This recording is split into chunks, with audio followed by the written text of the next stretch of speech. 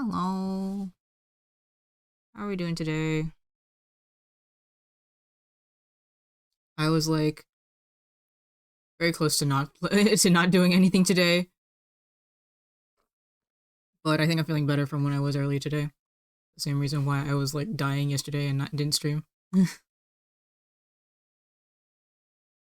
yeah, hopefully I think I'll be doing okay with this story, get all what's the word?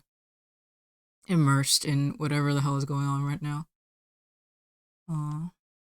And hi, Suminomiyas.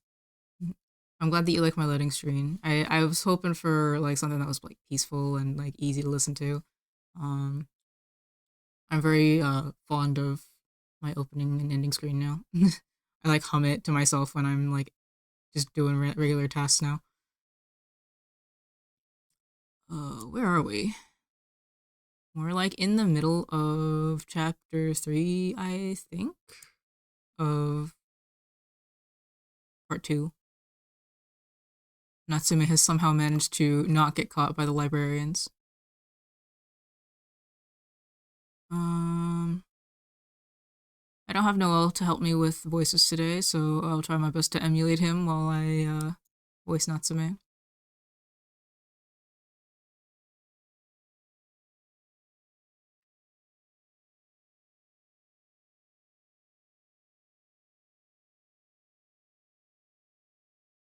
Okay. Um, the reason I'm here is to save my friends from Mamiya. Or am I constantly biting my tongue for nothing? Although, I had my hands full just mediating between them, and I couldn't focus on their individual stories. For a while, I might have to focus on just one. No, I have no such time. I should rush to the conclusion as quickly as I can. At the edge of the road, all alone, I put my hand on my jaw and lost myself in thought. Already a decision. He seems impatient.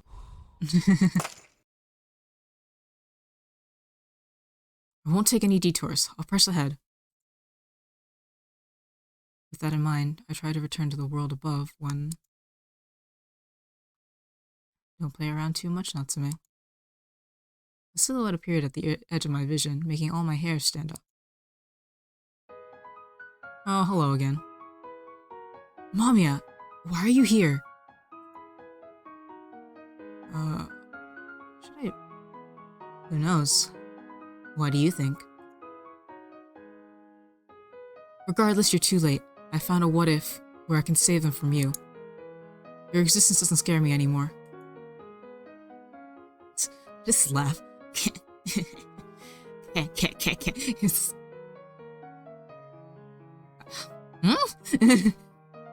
I've never seen a laugh like written like that, actually. Unless it's like, I don't know, Korean. What's so funny?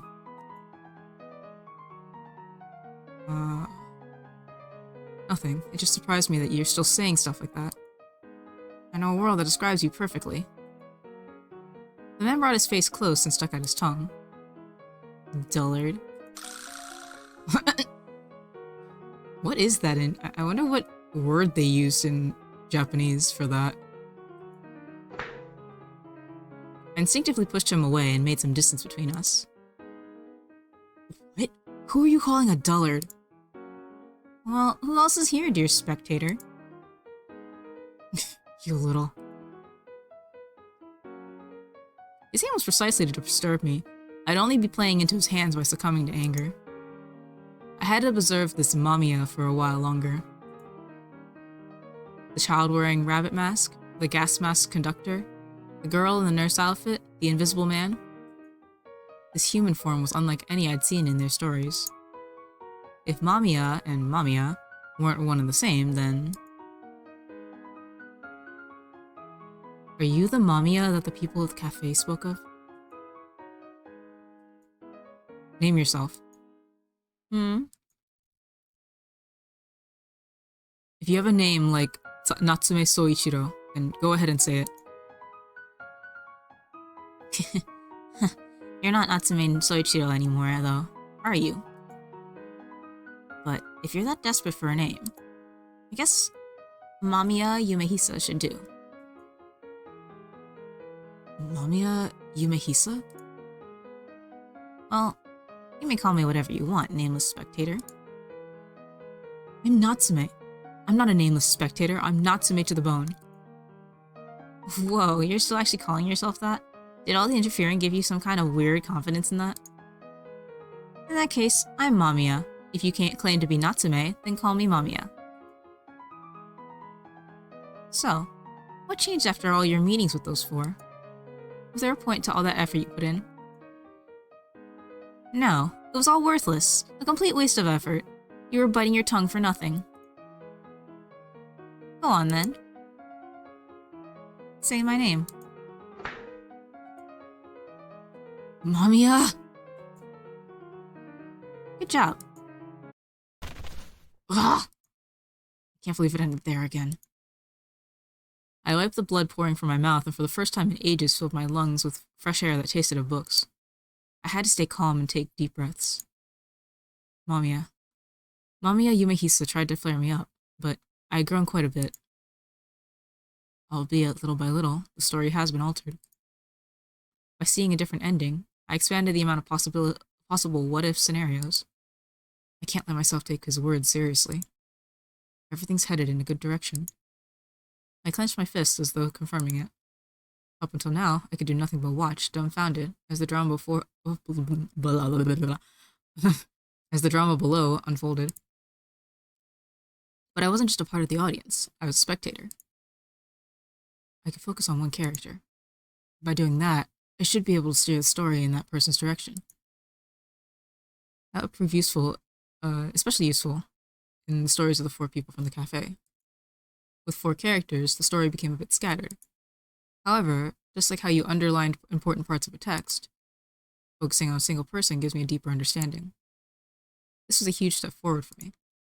It allowed me to use my new powers as a spectator to draw closer to the truth. Alright, I'll get on it right away. Now, the important thing was deciding who to focus on. It was probably better to decide fast. Things could change from here, and it wouldn't be good if they got too messy. I had to think this through. After all, the information I'd find would change depending on the person I focused on. The one I want to know the most about is... Oh, it's these guys. How did I end up here? Was I supposed to be here? Oh, wait. Let me save for a second.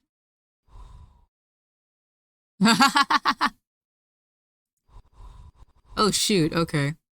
Here, we'll load then.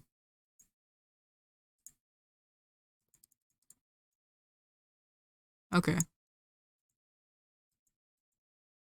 Well, I admittedly, as I currently stand, I care more about the main boys.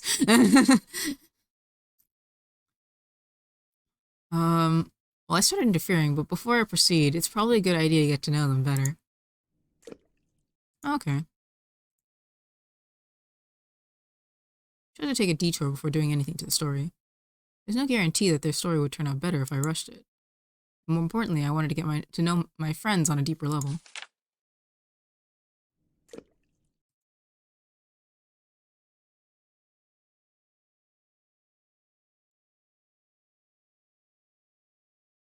How did I voice it? You took your time. Kikuchi-ryo looked up at me. They were all chatting around a table. Sorry, I had some business that dragged on a bit. Making a wry grin, I went and sat on a chair I brought over from a nearby table. Hey, Suo, show this to Tojo. Tojo? Morichiko wants you to have this. Why didn't you give it to me directly? Hmm? Huh? Since when are you all on good terms? Just the other day, we went shopping together. Morichika said he needs some bike parts, and Suo insisted on tagging along. I was kind of forced into joining them, and Rujo happened to be free too, so... I guess that explains it. I felt kind of left out. We wanted you to come, but we couldn't really get a hold of you. Sorry about that. Well, it made sense. I wasn't in their story all the time. Kinda made me think I should have logged in more often, like into some online video games. Actually, never mind. That was an awful comparison to make. The fact I had a place to return to made it feel less real, but to them, this was reality, their whole world. I needed to keep that in mind in order to avoid becoming just another unfeeling spectator. You listen to me, Tojo? Yes, I am. Anyway, what's on the agenda for today, Natsume? You sure as hell ain't listening. Huh? Oh, right, let's see. We still need to decide what to put in Natsume's coffin.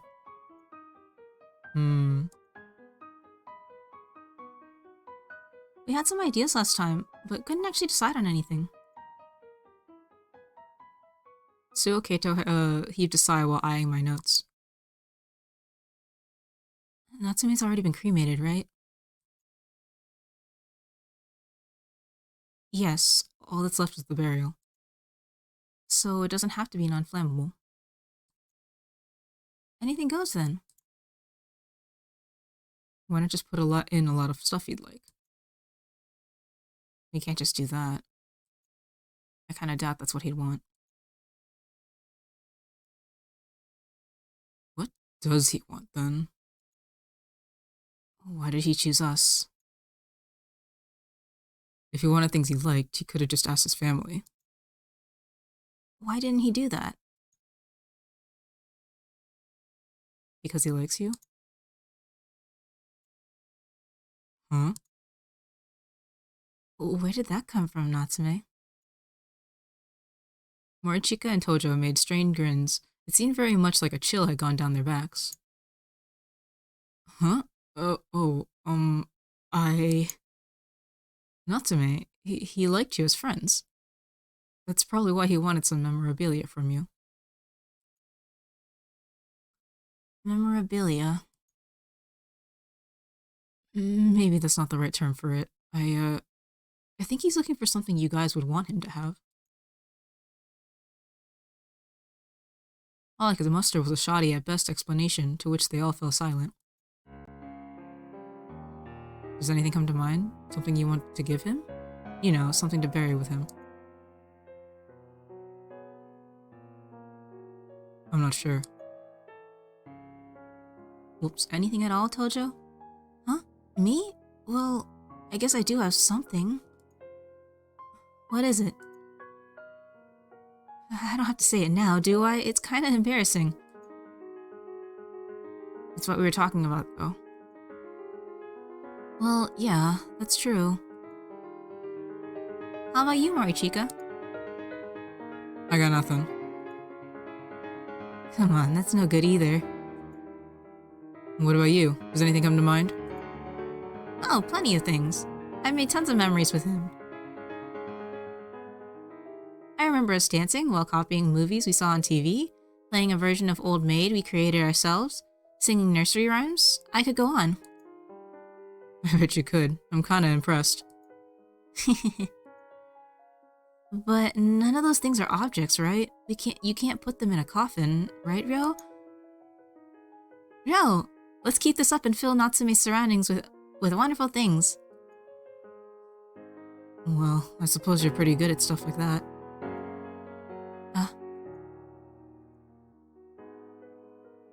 Hey, Natsume. What's the point of all this? Huh? These little discussions never go anywhere. No one says what they think, and now they're talking about things that aren't even objects. Nothing's coming out of this at all. I'd say there's a problem with the whole premise here, don't you think? Come on, Morichika, don't be like that. Natsume's trying his best. So wasting people's time is cool as long as you try your best? Okay, fine. I'll come up with something helpful. You don't even want to say it. We won't force you. Ryo. Come on, let's talk some more. I'm sure we'll have good ideas soon. Not everyone has made as many memories as you did. But Natsume's burial's in 2 weeks. There's nothing to talk about. We'll just gather then. Is everyone fine with that? Sure, works for me. But... Sorry, Natsume. I also think we need more time. Let's go, Minato. Yo, are you busy now? Huh? Hmm? Oh, it's... okay. Midori? Before everyone could leave, we were interrupted by a little girl in a green raincoat. It was Kikuchi Midori, Ryo's sister. Hey Midori, what's up? I can't find Taro. Taro? Yeah, I was with him all the time, but he disappeared. He was hurt too. I'm so worried. Any ideas where he could be, Ryo?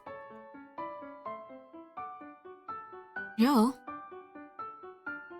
Taro? First I heard of that. Big shocker for old big bro here, huh? He probably got hauled off, but... Ugh! Don't say that in front of Midori! Hey, Ryo? Sorry, but as you can see, I need to go. Suo Kato grabbed Kikuchi's hand before he could walk out of the donut shop. Please wait. I can't ignore someone in need. Midori, let me help. Kato, you do that for me?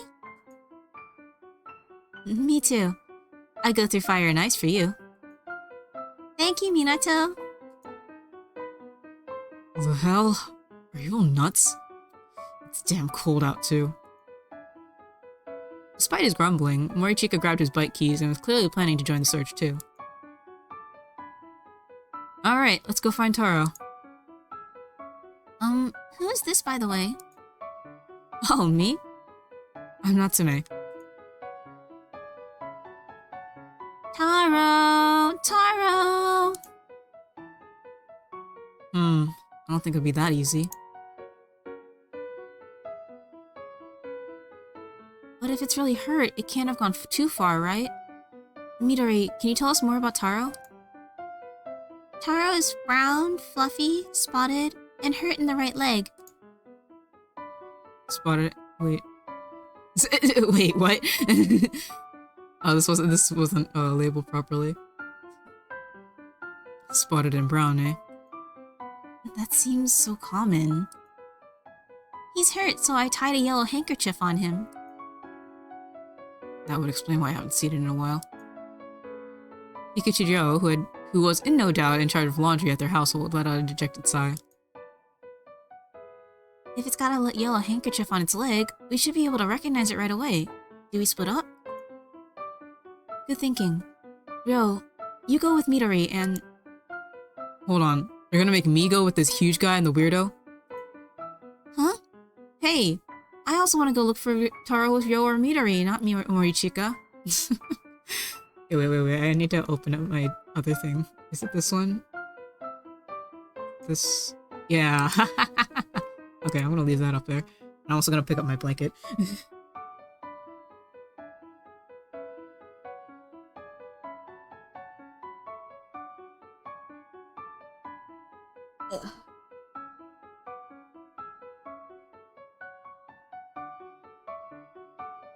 Yeah, I forgot to put them on my screen earlier. They are I like them the most so far. I am most interested in their story.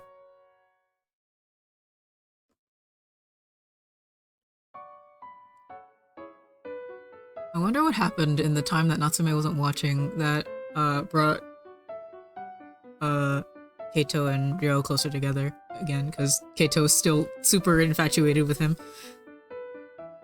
Wait, let me move this a little.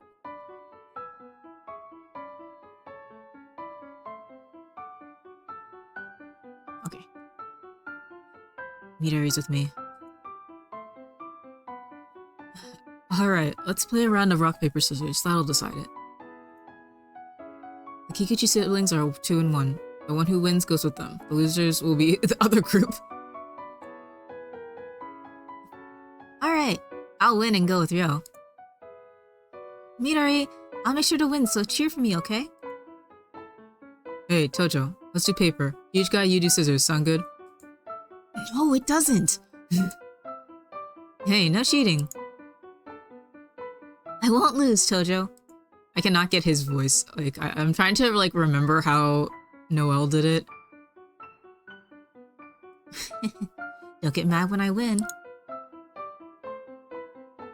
Let's go. Rock, paper. So.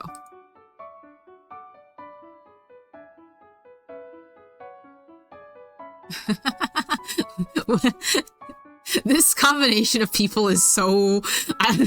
he did not... He's the only one I didn't want to go with them. Why did I win? You're still complaining? Let's look for Taro, okay?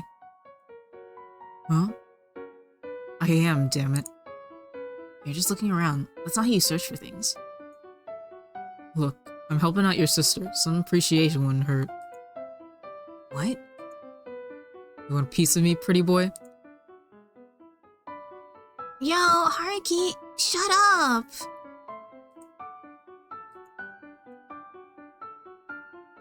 I wonder how they're doing. Forget them. We gotta find Taro. Don't worry, Tojo. Natsume's a private detective. He's good at finding things. Huh? Oh, right. I do take jobs like that quite often. So how do you usually handle them? I use bait to lure them out? I see. And then? I use a tracking dog to sniff them out? Wow! And where's the dog now? I don't have him with me right now. Oh. Oh. Anything else? Just look around? You are so pathetic! He's trying his best, but also he is trying his... he's so dumb. That's pretty normal. Sure is. Ugh, let's just keep going. Haruki, come here. Sure. Ugh, why is she calling me instead of her brother anyway? Well, Midori tends to be nice to weaklings. Huh? What's that supposed to mean? Exactly what I said. Haruki! Wait for me, Midori. I'm coming too. You can stay there. Rejected. Hear that? So, what's up? Look! Huh? A red clover? It's December, so what's it doing here? You can have it. I thought it would be perfect for you. Is that why you called me over? I wanted you to see this ever since I met you. Well, thanks. Take good care of it, okay? Mm-hmm. What did you do, Midori? Not telling. Oh, come on. I never touched a brat like her, you dumbass. There's mud on your knee. I have wet tissues. Give me a sec to wipe it off. Mm-hmm. There. All good. Let's go there next. You really are her older brother, huh? Yeah. She important to you? Is that even a question? I'm her brother. Of course she's important to me. Huh. That's so?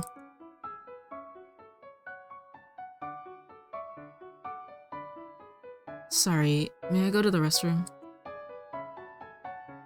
Sure, we'll wait here. Taro sure is hard to find. But Giving up here isn't gonna get us anywhere. It's all about positive thinking. You're pretty weird, Suo. Huh? You're so honest and straightforward about everything. I just thought that was pretty amazing. Well, there we go. I think I finally figured out my register. I've been kind of just like moving along ever since then. It is? Yeah. Just today, remember how you opened up about your memory with Natsume? I could never do something like that. Heck, I'd probably be too embarrassed to even open my mouth. So you're a shy type, huh? Huh? I guess so. Compared to you, at least. Are you also embarrassed right now, even though we're alone? See? This is exactly what I've been talking about. You really are amazing. I only remember Natsume's face. His face? That's why I didn't want to say it. It'd make me look like the kind of person who judges people based on appearances. He always looked at me and me alone with those sparkling eyes of his. It was kind of embarrassing, but it made me happy too, so I always tried to do my best to reciprocate. Sorry, I can't name any specific memories like you did. I see. So that's how it was between the two of you. Yeah. What is it? I may be the shy type too. Huh? Why? Talking to you makes me feel like I'm chatting with an older girl. Oh, I'm sorry. That was a weird thing to say. It's fine. Sorry for the wait, guys. Shall we go? Wow, you brought drinks. Thank you. Here's yours, Suo. Thank you. I see, so that's what he thought.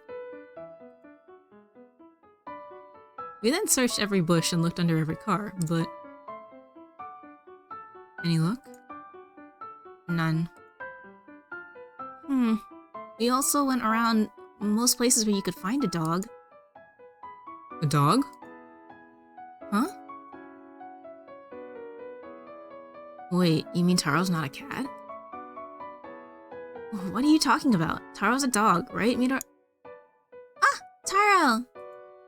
Huh? Kikuchi Midori ran to a bench and... Taro, I'm so glad you're okay! Is it a bird? A bird. Do you eat enough? Are you okay by yourself? That's great! Taro's... a sparrow?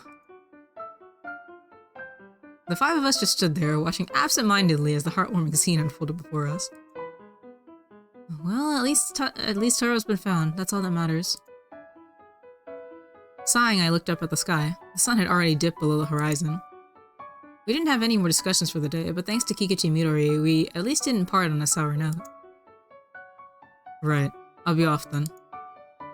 Hey. Huh? What? Sorry for dragging you into this. It's fine. I had nothing going on anyway. Oh? Man, I had no idea Taro was actually a sparrow. All this time I thought he was a dog. Same here. Maybe it's because I used to have a dog myself? Oh, you too? I'm guessing you're a dog person then. Oh, absolutely. I used to have this golden retriever and... What do we have here? Could you all please gather next week too? I don't think we need to force ourselves to talk about what to bury with Natsume, but I want to know his friends better. Sorry, I know it has nothing to do with his note, it's just what I want myself. I don't think you guys are obligated to fulfill Natsume's wish, but if you don't mind, Jeez, Natsume, you sure are helpless. What? Well, if you insist, I suppose I could look into taking on other shifts. Besides, you helped Midori, it's the least I can do. They just had to go and make it hard to refuse. Guys! Yeah, he is helpless. He's so...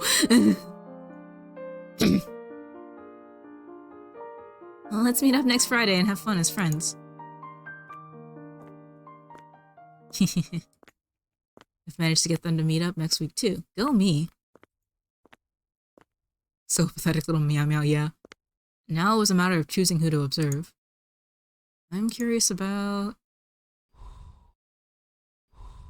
my fave, my boy. I chose to observe Kikuchi-ryo. Thus I began looking around for him, eventually finding myself in an alley. Huh? Isn't that him? What's he doing here? Just as I was about to call out, a man standing next to Ryo swung his fist at him. Poor dude, like, bro just gets into fights all the time and it's not even his fault.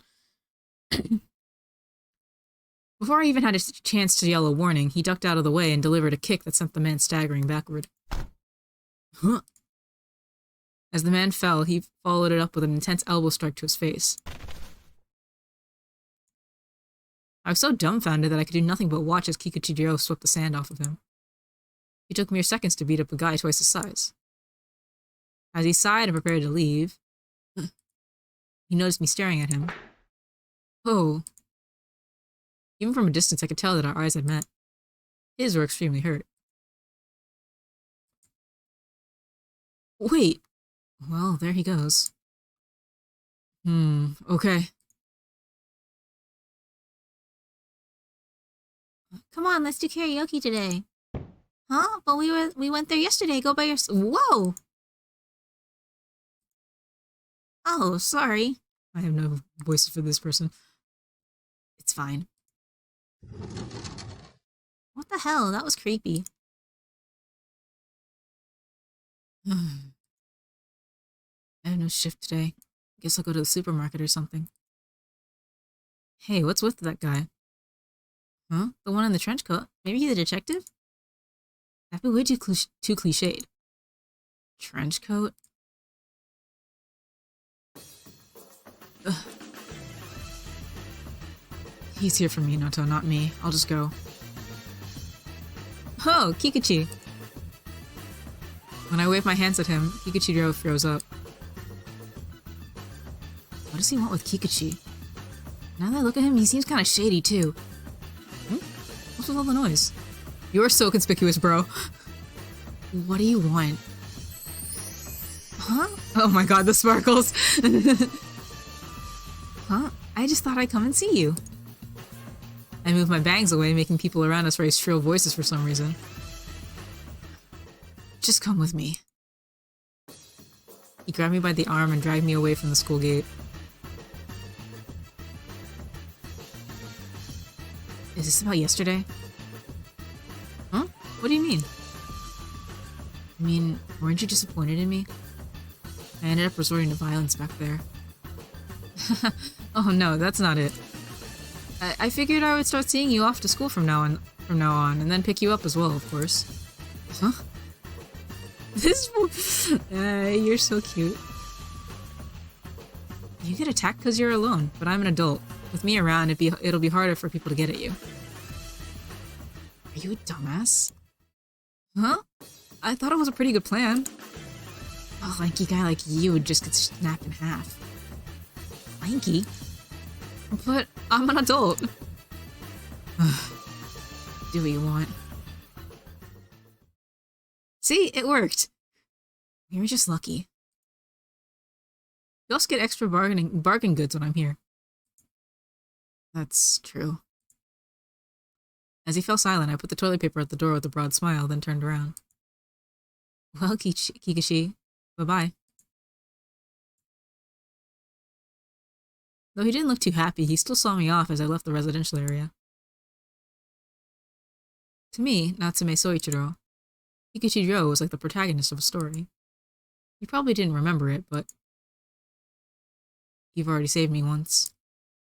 I kept quiet about it because you'd call it hypocrisy. But on that day, you were so cool that I kept wanting to become like you. Spring. I, Natsume Soichiro, had my money taken from me. Huh? What are you looking at? No matter what he was told, the young man didn't stop giving them a beast-like glare. Answer me when I'm talking to ya! One of the men surrounding me raised his fist. Kikuchi dodged it with little to no effort, slipped to the man's side, and punched him square in the jaw. Gah! Ah. The brilliance of the battle that followed was such that I, merely seated in place, felt as if the world had been sped up. His movements were graceful, agile, and nimble.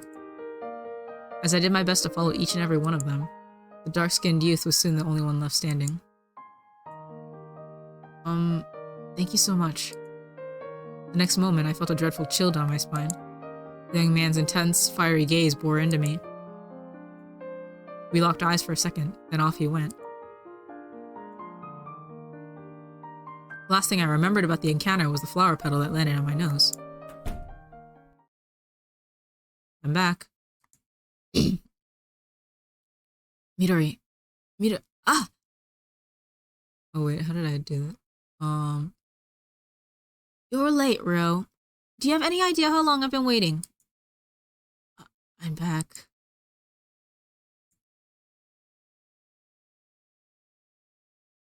Arun, what happened? He was surprised for a moment and slipped his hand behind him. Nothing. You're making a mountain out of a molehill. You didn't even fight yesterday, so why? Who cares? Anyway, there's another sale today. Eggs are for cheap. Come on. It was clear he was avoiding the subject.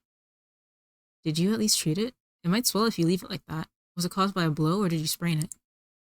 Jesus, get off my back. Maybe, but I don't know if I don't know the cause, It's got nothing to do with you. There's nothing you can do. The bitter expression on his face seemed all too familiar. It's all the more reason not to ignore it. Don't say something so irresponsible. It's not like I have anywhere else to go. I mean, I could probably get by on my own just fine. But what about Midori? How can I support the both of us? Kikuchi, Ryo. There you are, I finally found you. We're suddenly faced with the men we avoided yesterday, along with a few others behind them. It ain't like you had to run, Kikuchi. There's a certain someone that won't rest until we teach you a lesson, you know? Natsume. His yell jolted me back to reality. Crap, I was left all alone and surrounded. Kikuchi Ryo was experienced enough to know the odds and instantly ran. He was already pretty far away. Feeling like I had to run, I tried to move. But then my vision was distorted. Ah! Hey, Natsume! My focus was off. My feet barely supported me. Yo! Run away! Forget about me! I shouted as hard as I could. But before I could finish, someone smacked me in the back of the head and knocked me unconscious. Please. Please let Kikuchi Ryo escape. Let him find a path in life where he wouldn't have to resort to the violence he hated so much. It was cold. I woke up to the feeling of droplets touching my cheek. I was still in half a daze and could only see the ground. I once again felt a cold sensation on my nose.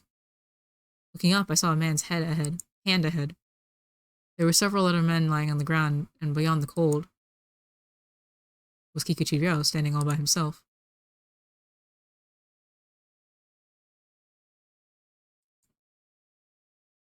The first snowfall had arrived.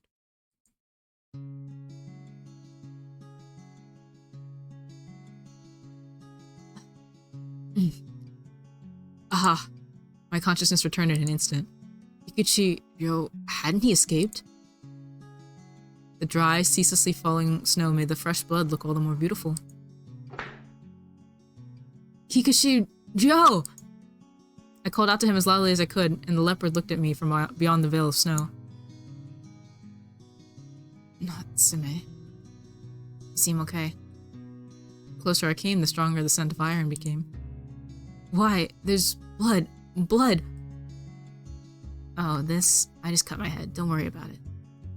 His words didn't reach me. I saw only red. The smell of blood had robbed me of all sense of reason. Hey, you're all pale. I was overcome by regret. It's my fault. This is them editing his sprite to have the blood on his forehead. But yeah, the CGs in this game are really pretty. I like steal them sometimes for thumbnails. I didn't make one this time around because I was like dying all afternoon. But I do really like the CGs in this game. I just want to take a minute to drink water.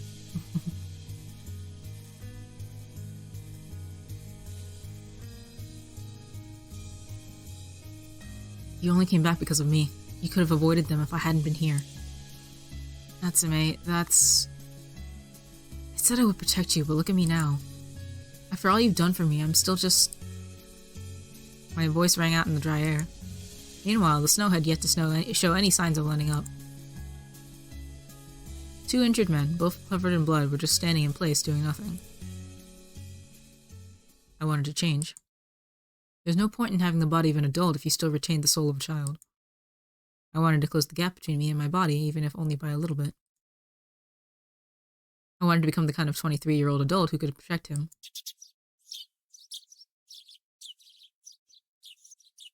I woke up feeling different from normal. I wasn't sure if it was caused by the wounds, but my consciousness felt strangely clear. Anyway. Hey. Haven't seen you in a day. Are your wounds alright? Natsume. Sorry I couldn't contact you. Anyway, let's go. Alright. Pikachu stopped in place, making me tilt my head in confusion. It's nothing. Did you go to school with that wound? It's fine. I sterilized it. The huffy look in his eyes made me feel like I was the only one taking this seriously. There's no way sterilizing it was enough. I had to... treat him myself, since you care so much. I'll treat you myself. I pulled out some bandages from my shopping bag. I bought them as replacements, but if he had none to begin with, he needed them right away. I made Kikichiro sit on a nearby bench, then kneel before him and spread out the bandage. Keep still. He seemed discontent, but didn't actually try to stop me from treating him. Here too.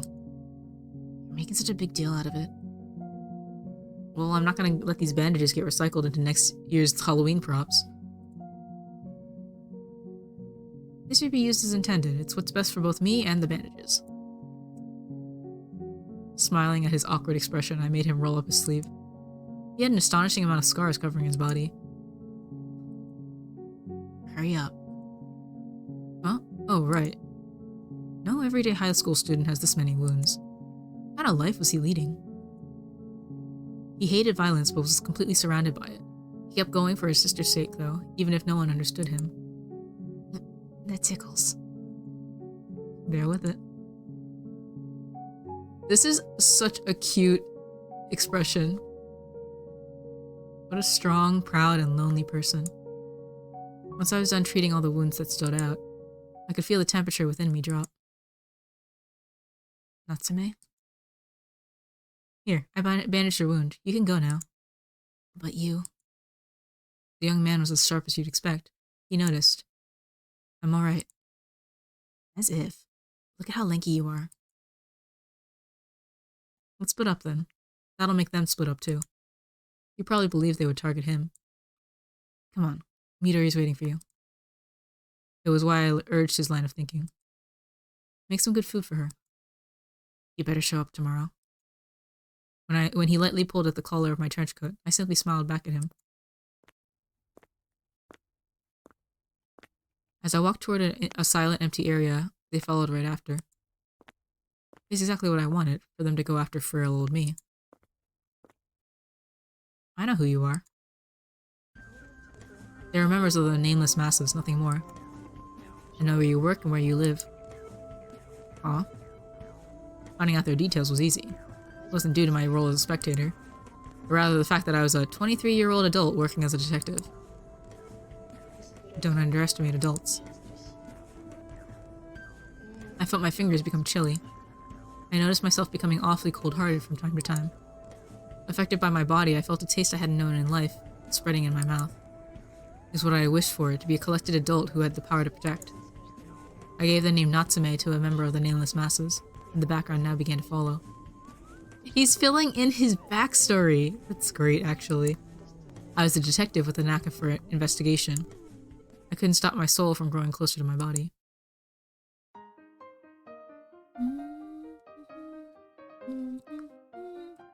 I really like this track. Midori, do you have any handkerchiefs? I put them in the froggy baggie. Snacks to share with everyone? I have the momiji manju. Did you get everything? Are you really going to be okay? Maybe I should go with... Jeez, you're being annoying. I mean, sleepovers are a big deal. It'll be fine. Can you sleep alone? And call me if you feel lonely. Is this the right address? Come on, I said I'll be fine. I'm going. Stay safe, and remember to read the parents.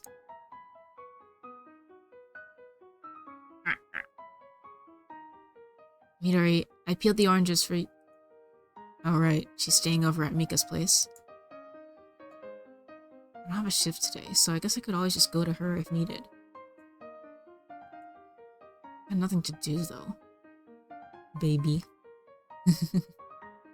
Bro, he spends his whole time taking care of his little sister, and then it's just like... He doesn't know what to do with himself otherwise. He has no hobbies, yeah. The only thing that he's, like, good at is fighting, which he doesn't want to be good at, but he is anyway out of necessity. He doesn't like schoolwork or, like, reading or, like, watching TV or anything. Hello. Natsume. Sorry for calling you like this. No problem. I'm actually glad you did, so what's up? I'm preparing for the worst. Spoken like a true older brother. What were you doing all this time? Nothing. So, were you watching TV or something?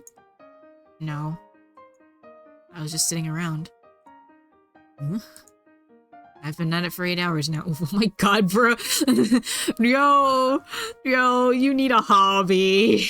You need something to do with yourself. Have you eaten? Skipping food for a day isn't a big deal. Yes, it is. Aren't you hungry? I could even skip 3 days if I really wanted to. Are you fasting? Is this a religious thing? You're still in your growth spurt, so this is why he's short. I don't like eating. It grosses me out to have something enter me. That is a very weird way of saying that, but translations, I guess. I brought some strawberry donuts, though. That's different. He's so excited about the donuts. I love him so much. That's different. I cracked a smile as Kikuchijiro's eyes lit up. I'll cook some food for you. He looked at me with his cheeks full of donut. Quite the cook, you know. I'll whip up something so good it'll make you forget you ever had for your food. Natsume's like... He's like trying to, since he's becoming a new person, essentially, he's like trying to make up for his, like, shortfalls. Boy who can't do anything becomes somebody who is, like, somewhat capable. Kikuchi made a face like he had just swallowed something bitter. How rude. Ugh, just watch me. There, done. The sparkle effect never gets old. What is this? Chicken ballotine? What is chicken ballotine? I've never heard of that before.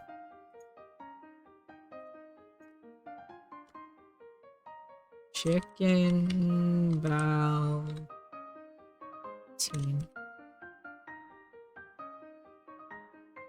The first link is chicken ballotine, crispy and juicy. What is it? Basically chicken sausage wrapped in chicken skin. Huh.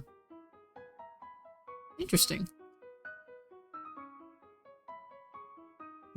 Oh, 1 second.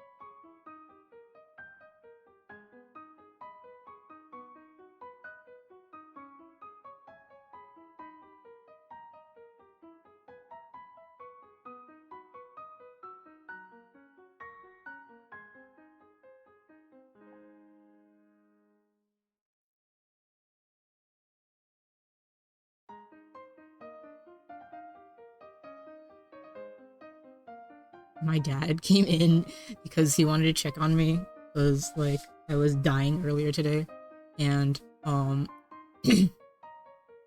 like he sees my keyboard for like the first time, and since I got it apparently, and he's never seen it before, I guess. Thank you for the follow.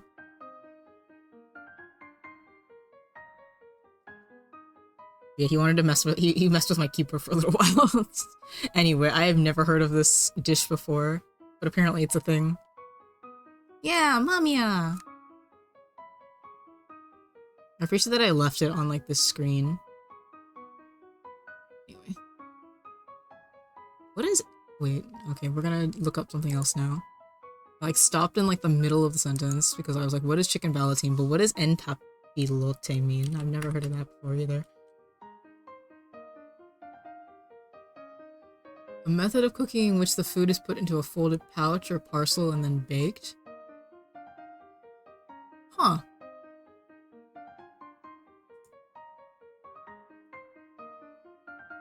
Also known as al cartocino in Italian. This reminds me of something.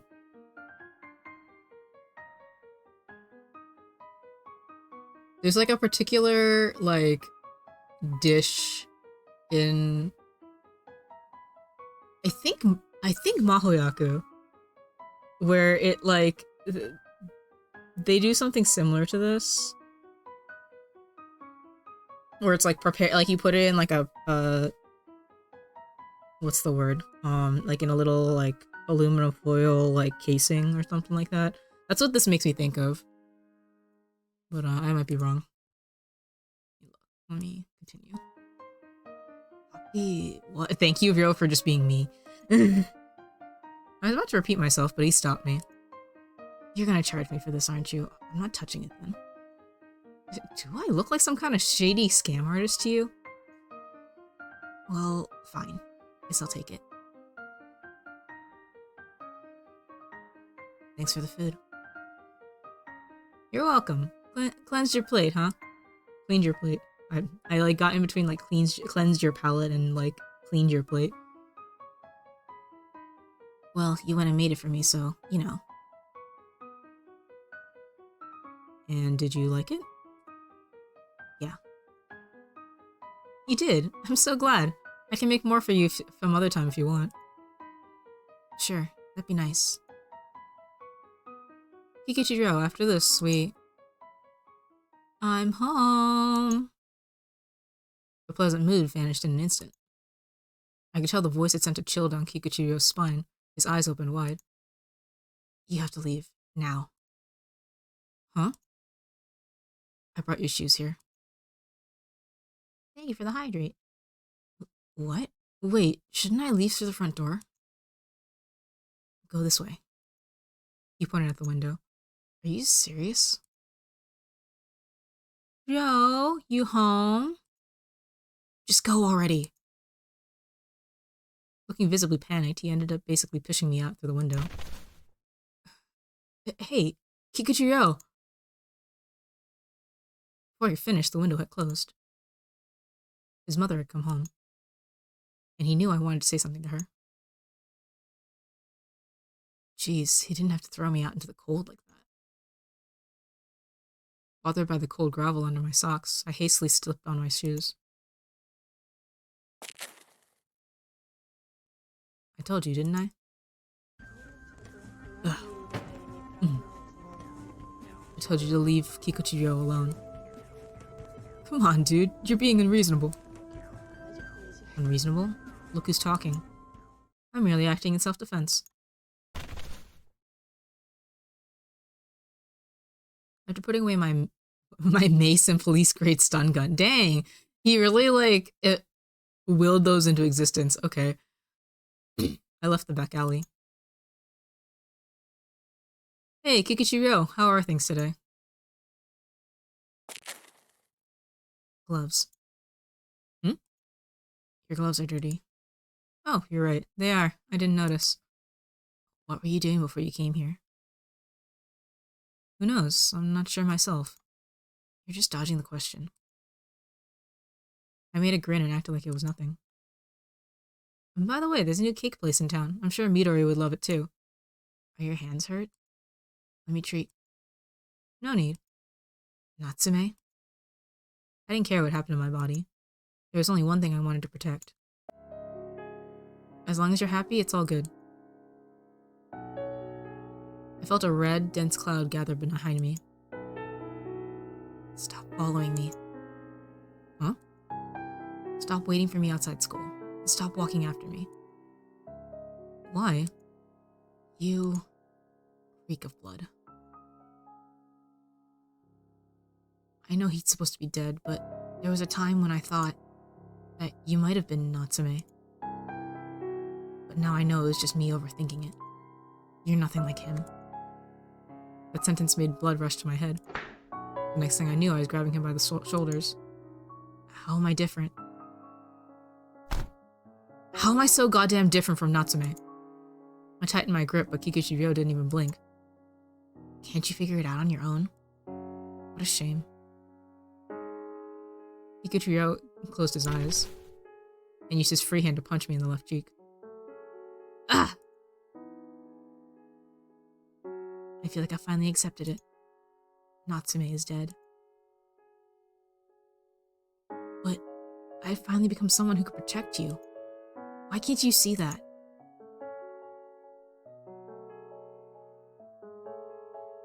Oh, did you get into another fight, Ryo? Shut up. It's got nothing to do with you. I do believe you did the right thing back there. Getting involved with him would only get you in trouble. What makes you think that? Well, he doesn't think much of violence at all. You saw those cold eyes of his, didn't you? That tongue sticking out from between his thin lips? It was the red of a person without a heart. Don't act like you. Oh, I do know. I am your dad, after all, the only one who understands you. Hey, Ryo. Enough. Aren't you tired? Don't you feel sad and empty? Let's stop this, okay? The funeral's over. There's no need for you to keep hurting yourself over it. You should dedicate your time to yourself. But he doesn't do anything with his own time.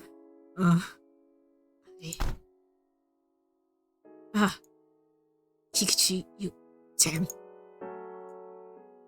Looks like I can't escape this no matter how hard I try. That's why... That guy... Kikuchiro, that's enough. Huh?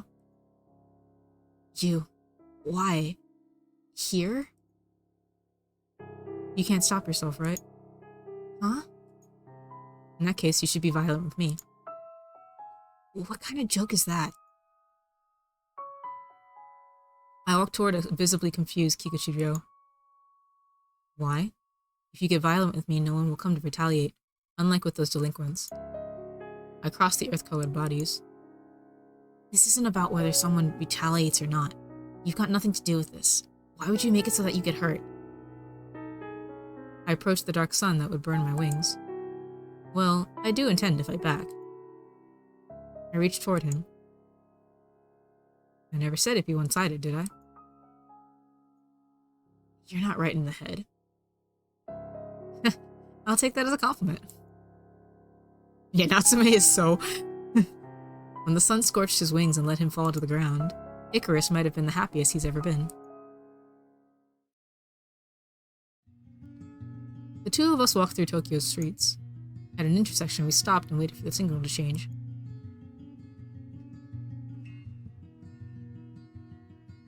Oh, I like this CG.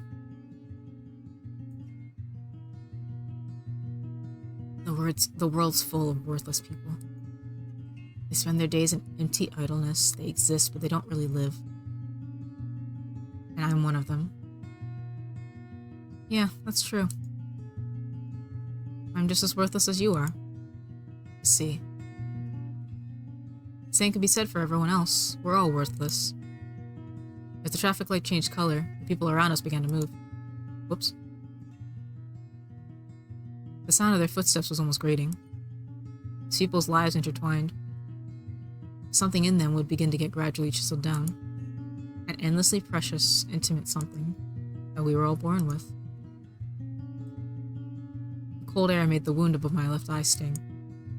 Does it hurt? Not really. Acting all tough won't make the pain go away. Like you're one to talk. I know you felt each and every one of my blows. Don't be ridiculous. The way you're speaking says otherwise. Look, I wasn't trying to get you to shut up. The red traffic lights that would so often annoy me became gorgeous, glittering rubies when I squinted. We'd had a fight just now. We both went all out, ready to break the other's bones. Banishing all but the faintest trace of common sense from our minds, we kept on pummeling each other until we both started spitting blood. I couldn't even tell if the pain in my palm was from him punching me or from the impact of me hitting him. The pain Kikuchi-ryo gave me, and the pain I gave Kikuchi-ryo. They all melted into one within me. Man, this hurts like hell. Same here. The white breaths of air we exhaled, it dispersed between the high-rise buildings. I gently looked at Kikuchi-ryo's smiling face. This, Japanese tendency to just use full names is slightly grating on English for, sensibilities. In those eyes of his, I saw the ferocity we were all born with, something that's been with us for millennia. Midori. Hello. When I called out to her, Kikuchi Midori quickly hid behind her brother. Oh, did I scare you? Don't worry, she's always like this. She acted differently the last time we met, though. I suppose time and place do matter. There was more in her startled glance than just the fear of strangers, and it made me feel a little uncomfortable. Here. Alright. Making an exasperated expression, Kikuchi-ryo reached into a first aid kit to take out some antiseptic gauze. Well, this is nice without the trench coat and the sweater. That hurts. Of course it does. It does. And yet...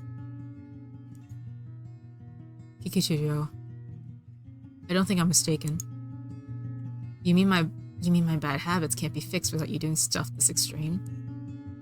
That's not what I meant. I think that your conviction that violence is bad is what's weighing down on you. What are you trying to say? Violence is evil, isn't it? It is, but it's a powerful expression of strength, and it can be good if used right, don't you agree? Look, I don't know if what you're doing comes naturally to you, or if there's some kind of motive behind it. But making a person treat the wound they created is something a devil would do.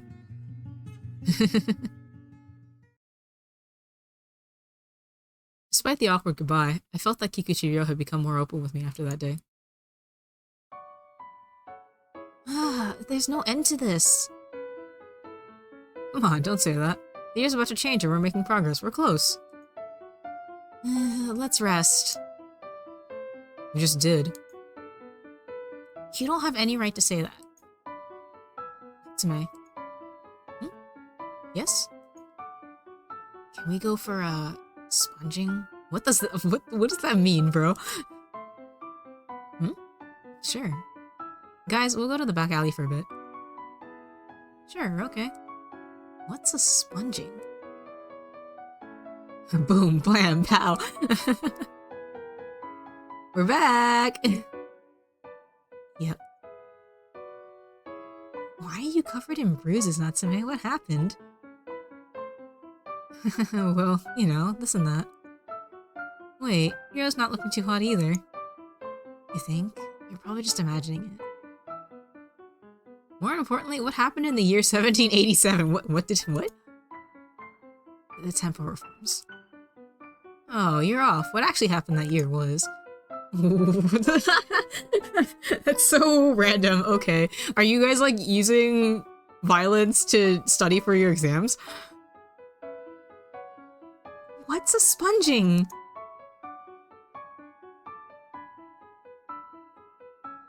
I don't like being the only one doing the punching. Build some mass. Huh? 99, 100, there.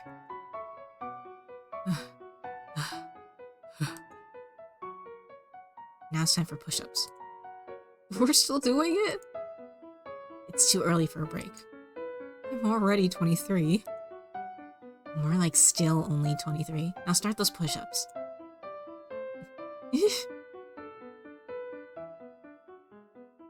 I'll make you do this until you're able to punch me. There's no way. You are so pathetic, Natsume. Phew. It was so snotty and pitiful.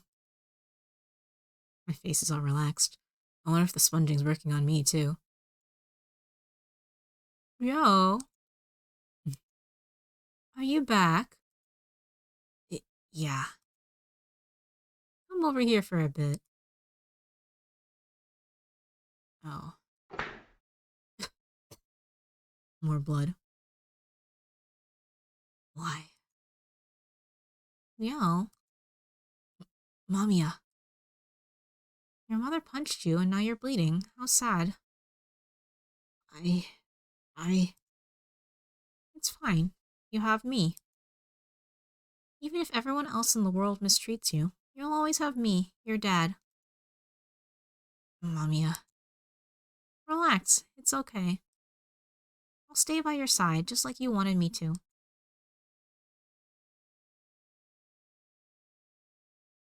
Training's canceled for the day. Huh? Yeah, I know. I'm sorry, I'm just a little sleepy is all. Is your part-time job that tiring? It's not that.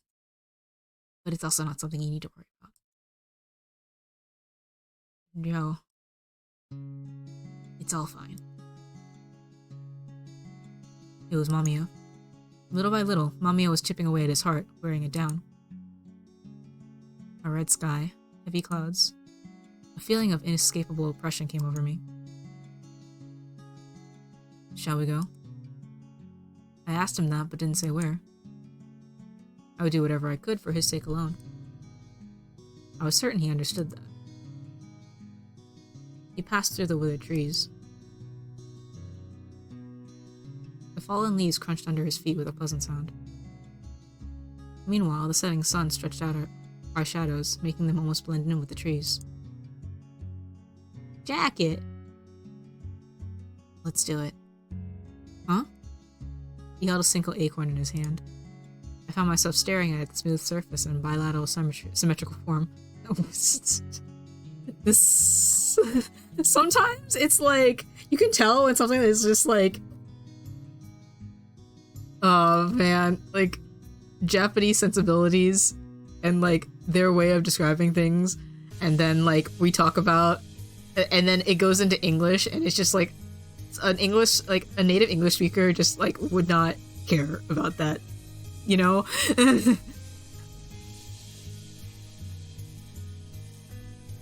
Were you looking for this? Is that why you've been quiet all this time? Got a problem with it? No, I just thought you might have started to hate me. Is that what you've been thinking about? Well, I mean... As I lowered my eyebrows, Pikachu spent a few moments in thought before continuing. If it ever happens, just say it. Huh? If you ever feel like I've started to hate you, I mean. And for the record, I don't hate you. I'll tell you straight up how I feel, so if you're ever worried, just ask. I don't want to be misunderstood. Especially by you. Thank you. Anyway, what's with the acorn? It's the prettiest one I could find. If Midori was here, she would probably pick this one and give it to you. But why? His eyes widened in surprise at my question. He looked almost like a cat. Finding something you like will make you want to share it with someone else. It's not my opinion, by the way. It's just what I think Midori would do. Right. Midori's presence always helps me. He, like, needs... He like, desperately needs Midori around. He needs, like, something to work towards, basically. Because, like, you can tell that he, like... He is so focused on, like, just surviving that he has, like, no concrete thoughts of his own. He just, like... He has no hobbies for that reason, because all he's thinking about is just, like, making sure that he gets through to the next day. He needs money, so he gets a job. He needs to, like, he wants to protect his sister, so he just, like, just makes sure that everything works out for her. But then when she's not in the picture, he has no idea what to do with himself. And, like, that really sucks. Like, I want better for him.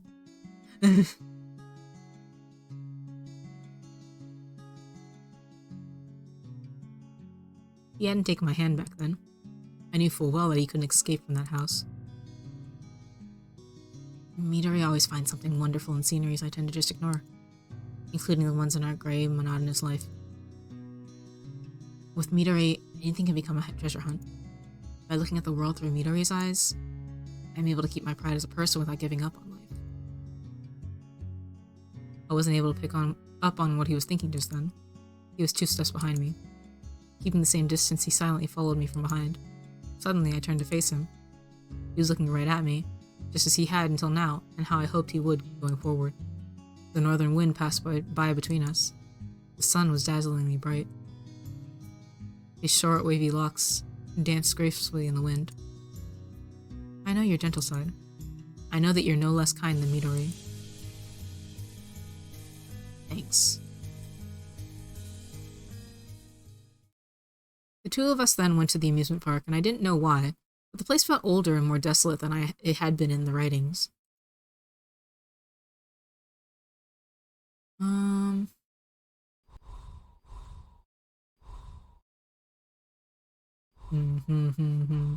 Which one do I want? I don't want to take being, like, Midori's older brother away from him, so it's just like, it's not about, like, you don't have to be an older brother, it's just, let's take it easy. Let's take it easy. Your childhood isn't over yet. You don't have to rush to become an adult. Let's walk around and enjoy this place. We went on the age spinning cup attraction. It wasn't spinning fast by any means. You could say it was just moving and nothing more. Even so, Kikuchi-ryo was very excited. Phew, it's kinda hot. I'll go buy a drink, so you just take a break here. Alright. Left alone, I walked around the old amusement park. Taking off my coat allowed the winter cold to seep into my body. There's no one else here. It seemed a bit more lively when I saw it in writing. Oh, a balloon. I started following it with my eyes. There was no way of knowing where a balloon would end up after it had been let go. It would simply vanish into the distant sky. Yet you let go of Yo's hand. A voice from behind me sent a chill down my spine. A fierce gust of wind swept by.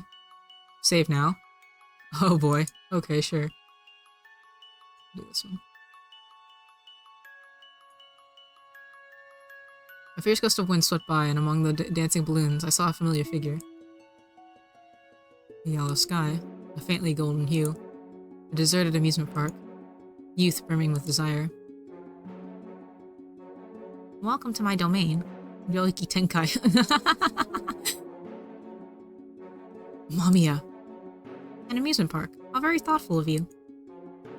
It is, after all, a place filled with the dreams of children, a space seemingly cut off from the rest of the world.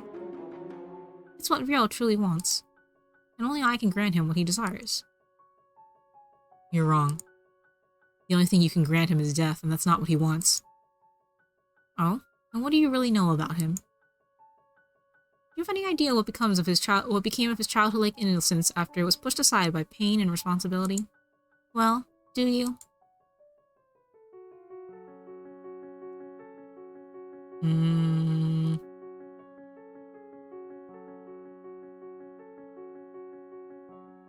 Does it matter which one I pick? I mean, I feel like it would be like, I don't know him because I haven't experienced what he has, but I still want to give him what he has wanted for so long, you know? I don't, but it's something I will find out. I want to know, but if his life ends, it won't happen. I don't want everything to end without me knowing anything about him. So, what do you think it is that he actually wants?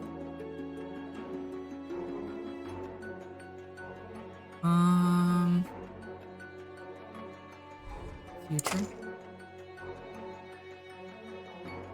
What he needs is a future.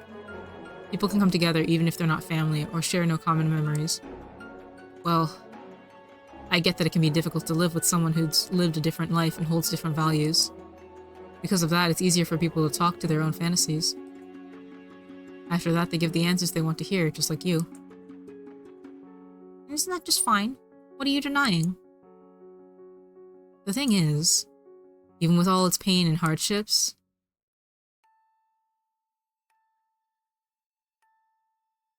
that's pretty. I'll still believe that forming connections with other people is something to be cherished. If you were all alone in this world, you wouldn't have anyone to share your joys or worries with. You just end up getting crushed under the weight of your own emotions. The road may be fraught with obstacles, but I do think we must try to live side by side with our fellow men.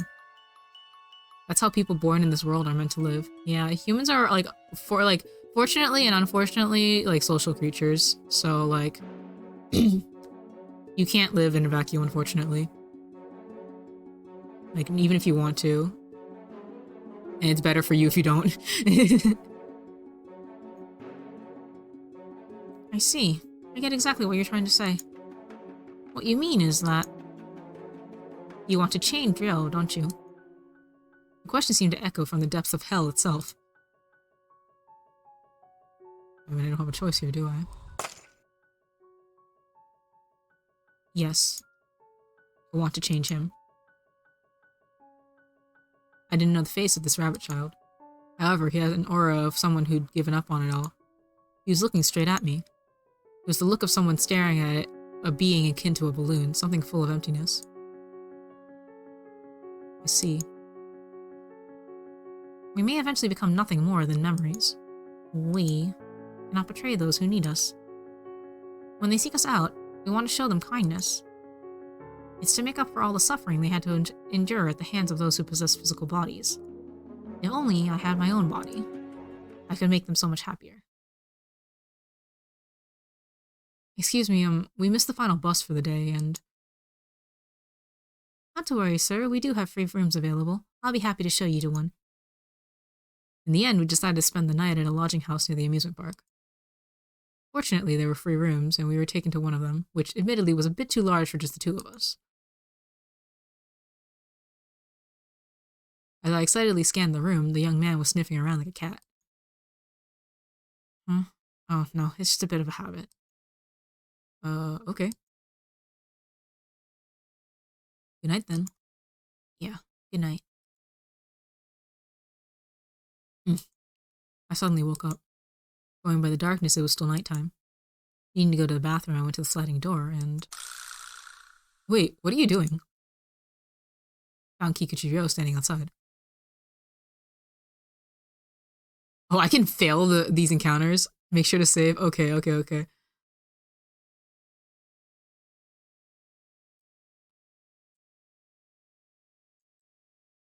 Oh, the poor baby wants to. He just wants to make sure everybody's safe. I'm standing guard. You just couldn't sleep, could you? Wait, that was labeled weirdly. The smell of this place is new to me. I can't sleep if I don't know the smell of a room. And since I couldn't sleep, I figured I might as well make myself useful.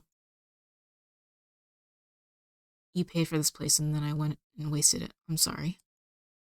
Okay. Let's take a walk outside.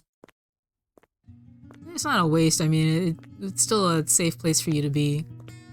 Well, when it's nighttime, you know? The chilly air outside felt pleasant. It neatly caressed our cheeks with its cool fingers. The two of us continued inhaling deep breaths in silence. What could be waiting for us beyond that hill? Did he know the answer to that? Kikuchiro said nothing. He merely looked into the distance with those clear amber eyes of his, occasionally blinking when the wind tickled his eyelashes. What could be waiting for us beyond that hill? Are you tired? Not really. We just kept walking. We had no idea what awaited us. It could have been a terrifying monster that would swallow both of us whole. Or it could have been a dark, endlessly stretching desert. Regardless, we had no choice but to press on. We ate the warm soup we had bought at a vending machine we'd passed by. Relief washed over me in waves. It's good. Kikuchiro was still not saying anything. But when I looked at him and the pale white breaths he exhaled, he did seem somewhat at peace. At school, you always reminded me of a caged bird. You'd do nothing but gaze out through the window. You had always been closer to both life and death than anyone else, and lived a pure life with no room for either entertainment or boredom. I'd always found that both intense and a sign of strength. Yeah. Kikuchiro, look. A star shone bright up in the sky, almost as if to compete with the dark clouds. Aww. Aww. This is really sweet. You shine as fiercely as the first star in the sky. You don't blend in with the other stars, though. You're too dazzling for that. You burn as bright and strong as your life allows. And that's why I know that you'll be able to bear whatever burden you're carrying right now. You're strong. And you know the makings of a proud, resolute heart. But there's something I want you to always remember. You're never alone. It might be difficult for you to say it to someone like me, though. Especially considering the ideals you hold yourself to. But mankind is more fragile than anyone realizes. If you feel like you're about to buckle under the pressure, share your pain with someone else. Let them in. They won't be bothered. So have the courage to rely on others. It might make you feel awkward or sorry, but there's no reason to worry. People are more accepting than you think. And why is it so bad if they're not? Your moments of weakness, as well as your uglier sides, they're just as much a part of you as your strength or tenacity. They all make up who you are. So don't let your ideals crush you. And when you open up about your pain to someone, make sure to accept their sadness when they share their grief with you. It might not happen right then and there, but sometime later down the road. And you might feel a little awkward about it. But don't forget your own pain. Treasure yourself and those around you. I want you to be thankful for the miracle of being born into this world. I see. I see. I didn't know if he was able to sleep peacefully back at the lodging house. Even so, as I waited for the morning sun, I hoped that he was at least a little bit at ease. Sadly, the path leading home from the lodging house was darkened by cloudy skies. Here. What's this? A balloon, as you can clearly see. I'll take it. Oh? What? I'm surprised at how honest you're being. I've always wanted one. I knew it would get in the way, but I've always wanted to grab a balloon on my way from the amusement park. Yeah. I'm simply where your happiness is. All I wanted was to be your dad. Have a balloon. It's a little something to protect you on your way back home.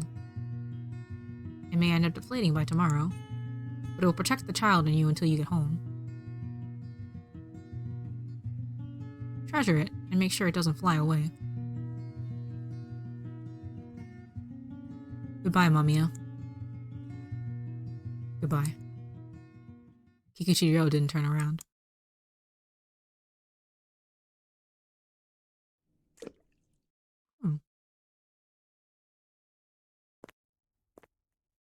Tokyo, during the year in which the world was prophesied to end.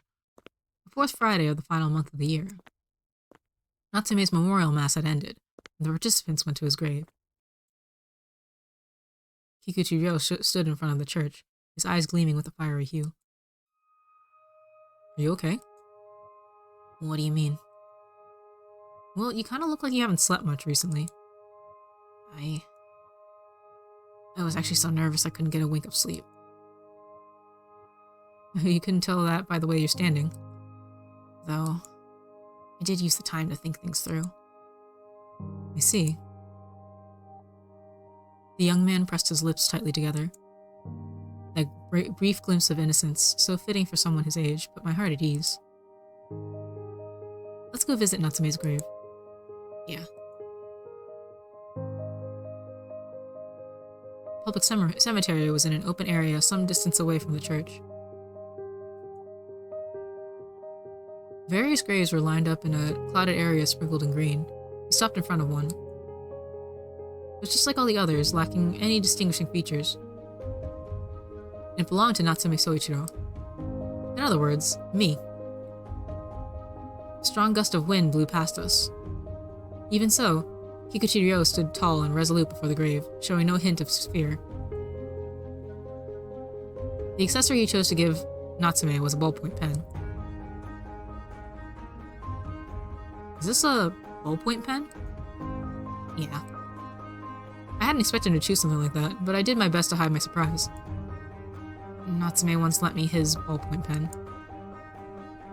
We sat close, so I happened to borrow it, and in the end, he told me to just keep the thing. At first, I thought I'd give him back the same one he'd lent me. But then I realized something. In accepting the pen, it's essentially become mine. So giving it back would have been like rejecting his kindness in a way. But why a ballpoint pen at all? Well, Natsume's always come off to me as the scholarly type. I used to consider school to be a waste of time. I just didn't think I'd need it in my life. But if I wasn't a student, and if Natsume hadn't picked up the same school as me, we would have never met. As much as I hated how suffocating that school was, I figured I should treasure it for his sake. This pen may not be much compared to the one he used, but I just think that things might have been different if I could return the kindness he did. I wasn't able to give him back anything. That's not true. Kikuchiro shook his head. It's why I want to give back what he gave me in the future. I'll treat those who had always looked out for me with kindness and warmth. I want to brighten their lives the same way Natsume brightened mine. You are the one who taught me, but I still have the capacity for such things. For a brief moment, I felt like Kikuchiro made the faintest of smiles. He had a soft expression, gentle, much like a cat's fur. We just keep on comparing him to a cat. It's true, he does look like a cat. He's so cute! What a good boy! So, this pen is like a promise. I see. Kikuchiro had accepted his day as his routine and carried the weight of his own strength. If he had finally discovered the kindness within himself, I could ask for nothing more. I'm sure he'll be glad. We looked at Natsume's grave for a good while before finally walking off. Come on, Kikuchiro, let's go. I have to make food once I get home. Oh? Mind if I tag along? Don't be silly. I was about to ask for your help anyway. You're counting me as family now? Dumbass. Oh. Just so you know, I have pretty high expectations of your cooking. Challenge accepted. I had no idea what awaited us beyond the hill, beyond the end of the story. However, it's fine. I'm sure you'll draw up a wonderful world. I believe in you. Come on, hurry up. Come on, hurry up. We'll be late for the sale. Huh? We're running? Whoa, slow down. You're going too fast. Let us go then, and find out what awaits us beyond that light.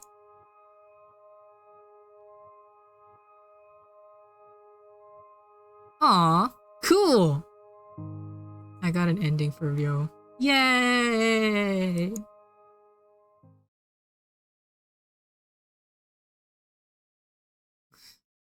Are you sure?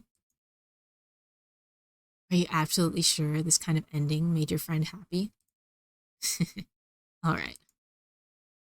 You may just enjoy bathing in your happiness without knowing the truth, spectator. Yeah. Now we can finally talk about us. Yay! Okay, I'm gonna go use the restroom. I'll be right back.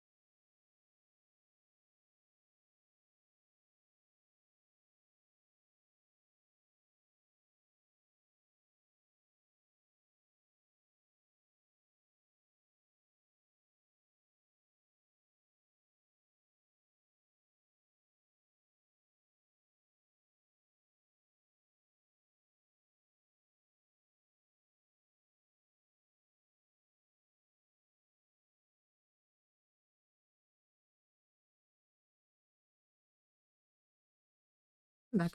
I also did some stretches like Money wanted me to do a while ago, and I just didn't get around to it. um, where do I? Hmm.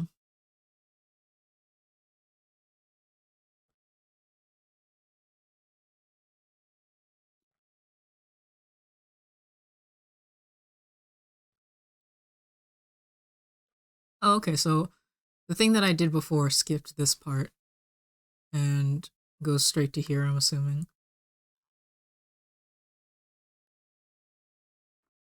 and then these things are gonna be about the other characters that I like know very little about. The ones that looks like fucking Yamato from Idolish 7 and like Sebastian from Black Butler.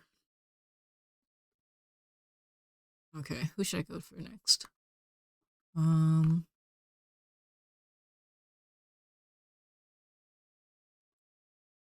Calm and pain ensue, damn. You know what, we'll just go in order. How am I feeling?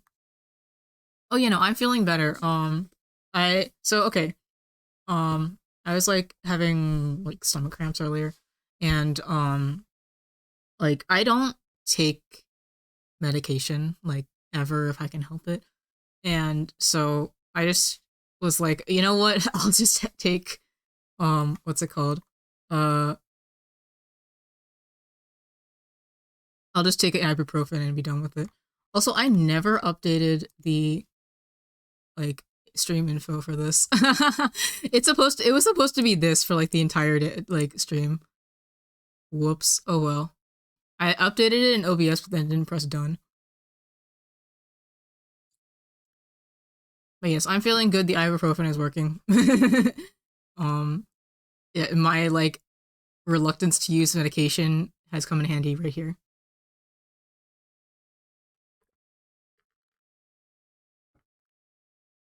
Yeah, let's do Minato next.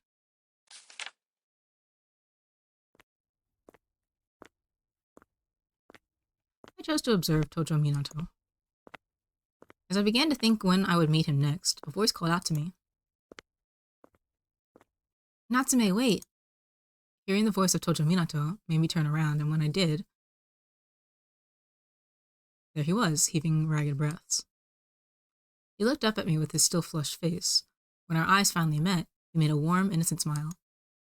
Are you free anytime soon? Sure, I don't really have anything planned. Great, then let's hang out. Okay, but why ask me that, though? Huh? You're gonna make me say it? He let his sweaty hair dance in the breeze as he tilted his head to the side. I suddenly tensed up, fearing he might find me rude. I'm joking. It's nothing serious. You said you just moved here recently, so I wanted to show you around town. His youthful chuckle left me entranced for a moment. That's perfect, then. I was actually thinking of getting to know you better myself. Alright, then let's meet up on Sunday in front of the station. I love this outfit on him. This is my favorite. He looks so nice.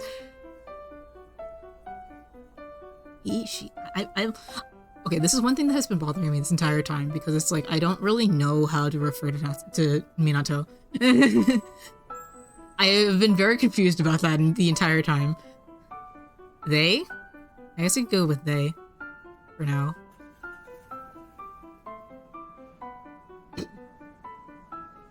Natsume, over here! We chatted while walking. He was on the part of the sidewalk closer to the road. I was the adult here, though. Plus, I was taller. Bashfully, feeling like a girl being escorted by her boyfriend, I allowed him to take the lead. Tojo Minato had always been a class favorite. He could get along with pretty much anyone, and I greatly respected him for that. In life, I was a plain, everyday man who had about as much presence as air. Being a gentle soul, Tojo would often come talk to me, but our conversations were short-lived. He soon returned to his own circle of friends, leaving me to gaze at him from a distance. But now, we were enjoying a weekend together. I could have never managed to do something like that while I was still alive. Just thinking about it nearly put a smile on my face. Here you go. 2 lunch sets, a rice omelet, and a chocolate banana pancake. Enjoy your meal. Man, I want pancakes. Yay, look at all this food. Did he intend to eat more than just a lunch set? Would it be alright if we brought you the deluxe parfait after the meal? Yes, that's fine. Well, he's in his growth period. Do you enjoy school? Hey, don't ask questions I'd expect from a strange uncle. Though, yeah, I do enjoy school. That's great to hear. You know, I wish I was as close to everyone as you are. Huh? Me? Yeah, I've always looked up to people like you. You're unexpectedly cute, Natsume. What? I'm just joking. I could feel my cheeks get flushed as he continued to giggle. Did you have fun? Yeah, I had a great time. Thanks for such a wonderful day. And don't hesitate to call me if you need anything, okay? Even if it's just a bug you need squished, just let me know and I'll come running. Thanks, you're very kind. I smiled at him. He seemed bewildered at first, then looked at me with upturned eyes. Only to you, though. Before I could ask what he meant, he poked my chest with his finger. Let's go. I'll see you to the station. Sure. Oh, wait, there's something I'd like to drive by, sir. So there's somewhere I'd like to drive by first. A flower shop? Wow, you buy flowers? That's so mature. Here, for you. Huh? I gave him a bouquet of dazzling yellow orchids. I'd be happy if you decorated your room with them. Man, yellow flowers again. Huh?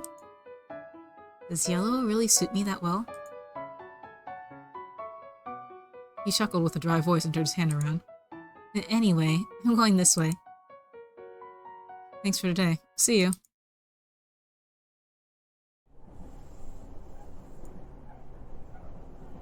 I'm not kind at all.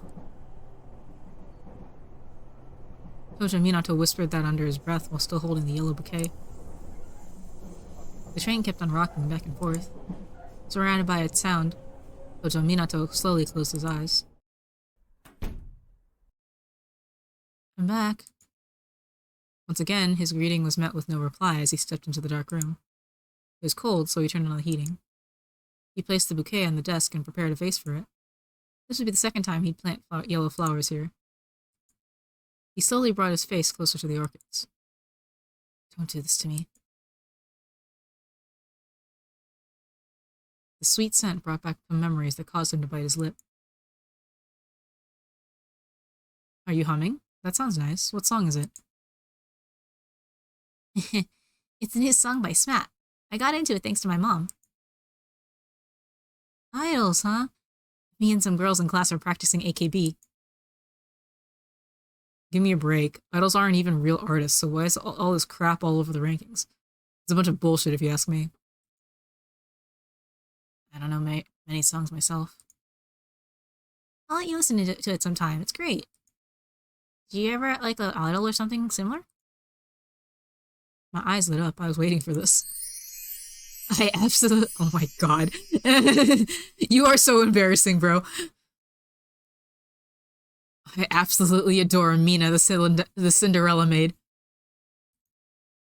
Cinderella what? Oh, you mean that maid you introduced me to? She's not actually one, though. The place she works at just uses it as a theme. The meeting was soon disbanded. See you next time, Tojo. Yeah, I'll be looking forward to it. Only Tojo, Minato, and I were left in the donut shop. Okay then, guess we should probably leave too. You also know Mina? Huh? What? I mean, the other Natsume also talked about her a lot. Oh, yeah, sure. I've heard a lot about her from Natsume, so... I see, so it was Natsume. Tojo? Oh, I almost forgot. Morichika and I are going to a musical event tomorrow. Want to come along? A musical event? Like an event that was all about listening to hype music and being all hell yeah? Yeah, I think I'll pass. Oh, that's a shame. But I do enjoy it in my stead, too. Oh, I will. Absolutely. Anyway, I'll see you some other time. Alright, I'll be going. Hmm? This is Tojo and Minato's cassette tape. I remembered it from the other story. I knew how much it meant to him. He carried it around at all times, almost like a lucky charm. I had to bring it to him. However, he said he'd be meeting Morichika Haruki tomorrow. Guess I'll meet him on Monday after school. I nodded to myself and slid the tape into my pocket.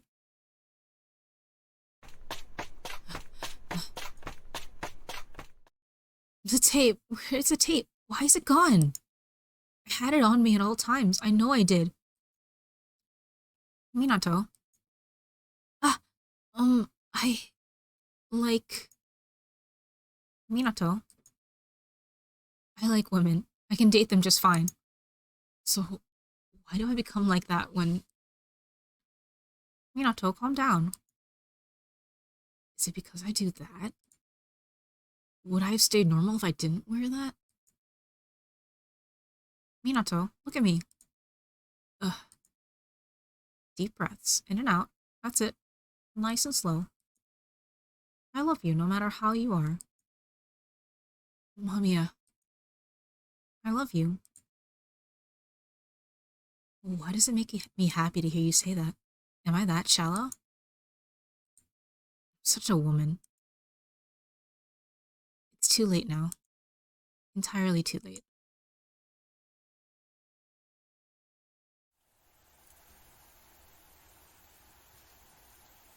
Unfortunately, Monday was a rainy day. The rain occasionally stopped, only to return minutes later. The sky wasn't the least bit uniform. I was feeling rather uncomfortable. Oh, Natsume, why are you here? He left us at the shop. Here you go. Ah! Tojo made a face like he was about to cry, then gripped the cassette tape like it was the most important thing to him in the world. I can't believe I nearly lost it. I'm so glad you brought it back to me. I suppose that's one more thing I have to make up to you for. Come on, it's no big deal. Anyway, want me to see you home? Sure. But only if you don't mind. We headed for Tojo's home. Tojo Minato flashed his usual smile. Was it really the usual one, though? He seemed somewhat... Did something happen? Huh? Not really. I'm the same as ever. Is something going on at school? Or is it something else? Do I look like someone who gets bullied? If anything, the class revolves around me. It's just a little conceited there, but okay. Tojo Minato, stop walking. But it's cold out here. Let's just hurry. Look at me. Why would I do that? The umbrella's in the way. I should be the one asking if something's happened to you. Whoops. He's allowed to be conceited because it's cute. True. And honestly, like, when you're popular, like, you kind of do have a little bit to be proud of.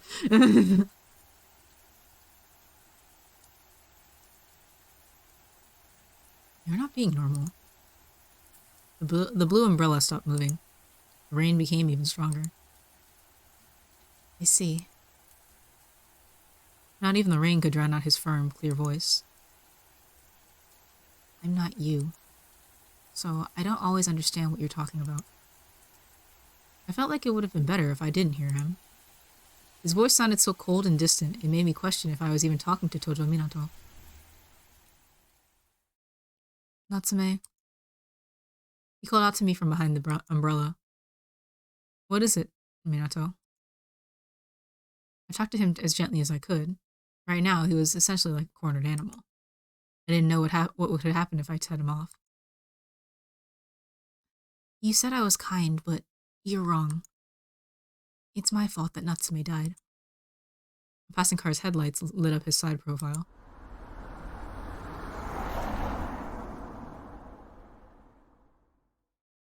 There are so many, like, nice CGs in these, like, routes. There's nothing kind about me. The light passed in an instant.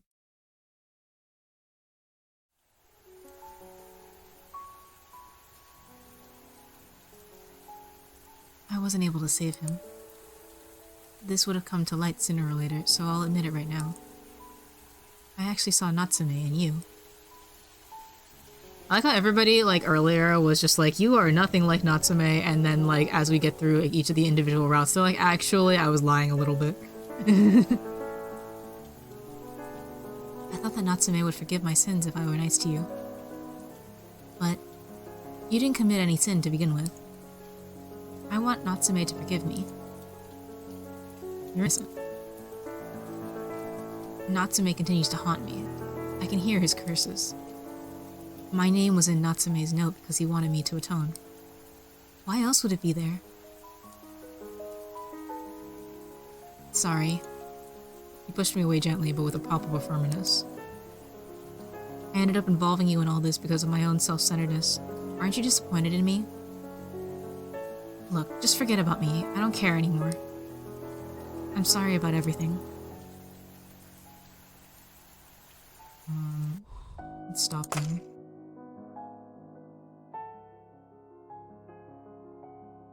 Oh, maybe I should save. I'm stuck with whatever that was, but... He tried to walk away, but the look in his eyes made me spring into action out of sheer reflex. My coat danced in the air in slow motion. Sounds grew distant. I was certain that I had to stop Tojo Minato. Let me go. I wanted to say it. I wanted to reveal that I was the real Natsume and that I held no grudges against him.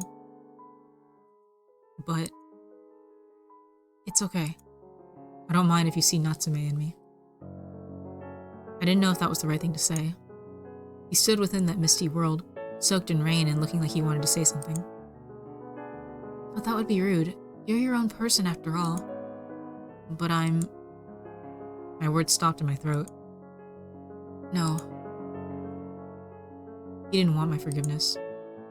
He only needed words from Natsume. But the dead couldn't come back to life, and Natsume could no longer speak.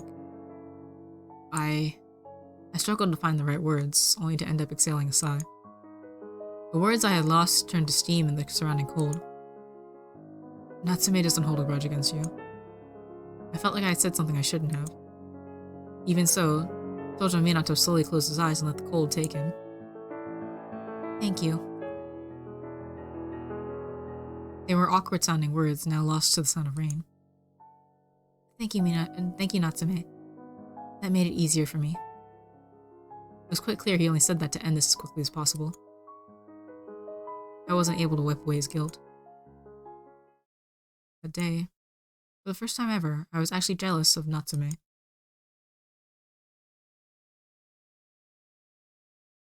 Natsume. What? Oh my god. Hi, Mina. I'm just looking at her name tag right now. I'm also having water. I can pitch up my voice again now. Hey, Natsume. This music. Mina? I jumped up in surprise and immediately realized I wasn't in my own room. Wait, what's going on? What a lovely smell. I didn't know why, but the world seemed so unusually bright. I looked down and saw Mina in my arms. She giggled like someone had just tickled her. Huh? Was this a dream? Yeah, that has to be it. There's no other explanation. Natsume. Yes? Where did you come from and where will you go? Where did you come from, Cotton Eye Joe? That seems awfully philosophical for a dream. Or maybe she asked that precisely because this was a dream? As I wondered how to respond, Mina hurled even more questions at me. Where did we come from? Where should we go? Where did life originate? Those are some pretty difficult... She affectionately pushed herself onto me. I tensed up and couldn't move properly.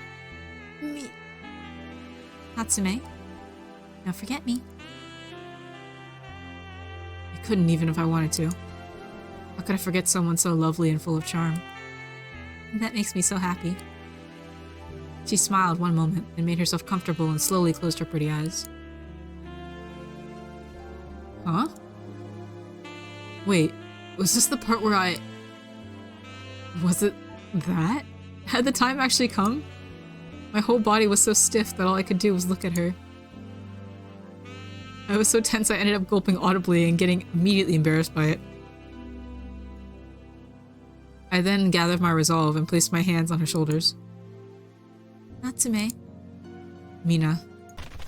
Ah! I came back to my senses. I had fallen out of bed with my legs wrapped in sheet covers.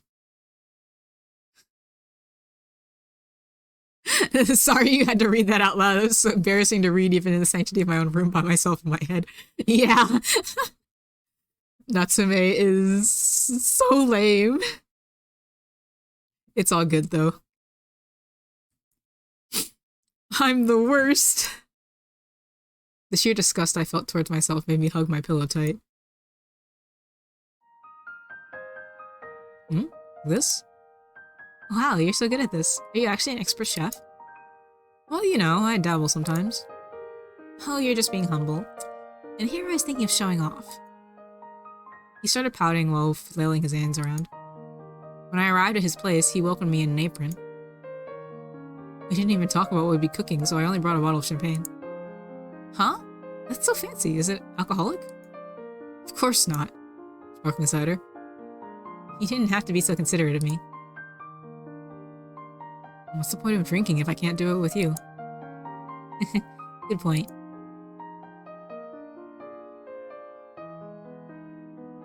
Sorry for the wait. The forecast says it'll rain. Did you bring an umbrella? Rain? Oh man, I guess I'm going ahead drenched. Oh?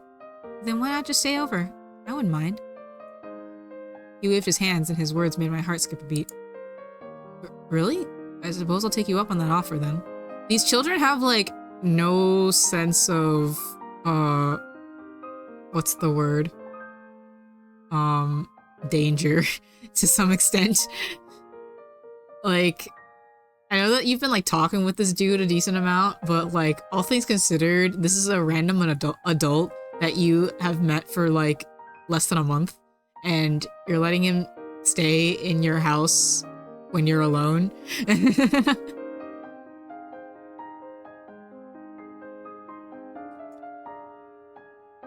We have time until the food's done. Should I turn the TV on? Wait, water. I can also wait for the ad break to end.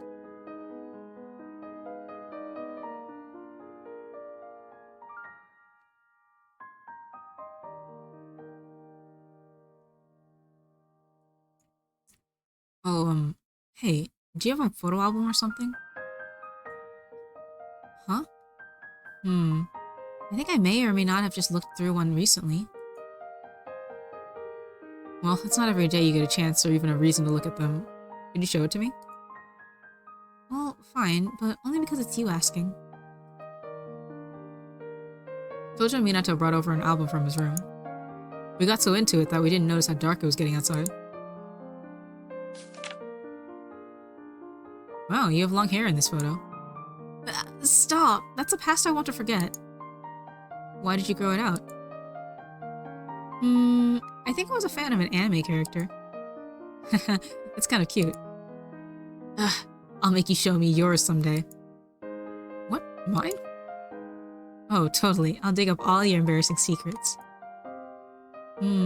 Actually, I didn't think I even had an album. Before I could say that, though, a photo fell out of the last page of the album. Flowing locks, half twin tails, a long, dignified skirt, and a certain air of purity. Mina? As Tojo Minato picked up the photo, his expression changed drastically. Tojo. You're one of Mina's fans too? That's... Hey, don't worry. I'm the type of fan who welcomes fellow fans. Let's cheer her on together. Oh, but if you're against fellow fans, then... The way that this is, like, a problem in Japan. People that, like, only want their, like, oshi for themselves. Versus, like, people that are, like, willing to share. That's not it. She's actually my cousin. You're what? You seem to be a fan, so I didn't know whether to say that or not. You know her personal life? Oh, yeah, I guess. I'm so jealous. No! I'm a fan. I can't allow myself to know her offline life. That is such a mood. Is that how it is? Yes. A fan needs to be wary of the distance with this idol. She's not really someone who deserves fans. His tone went down. Tojo Minato gently traced Mina's outline with his finger. I couldn't quite make out his expression in the dark. However, I felt something in his words. Tojo? Silence descended upon us. A navy blue curtain had fallen over the outside of the window.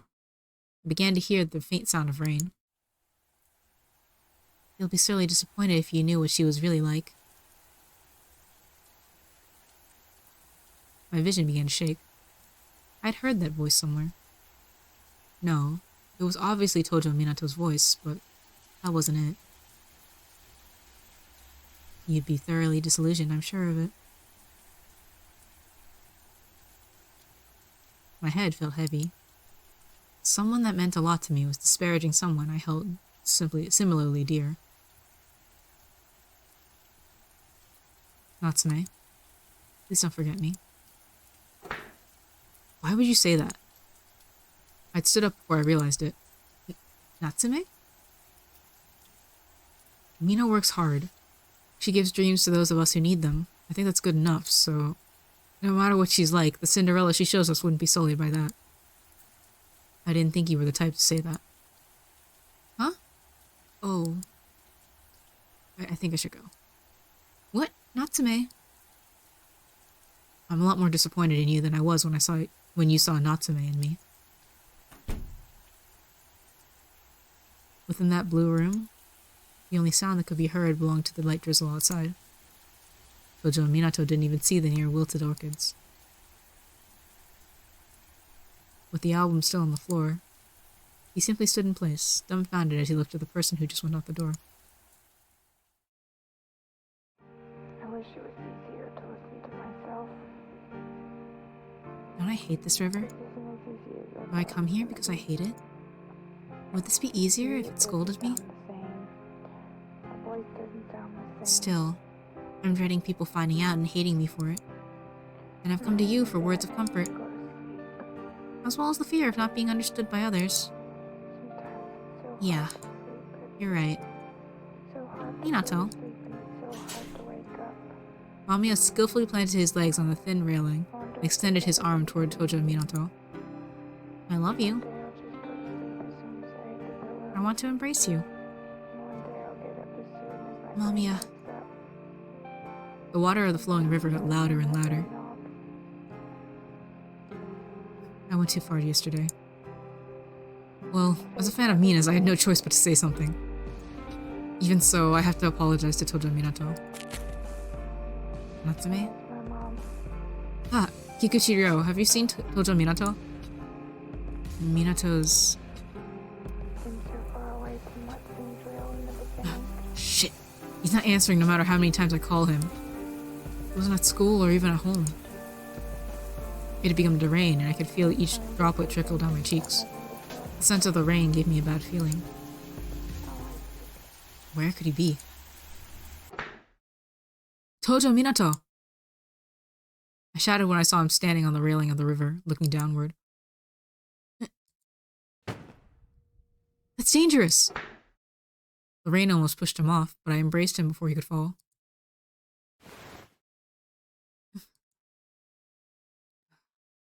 Thank goodness I came in time.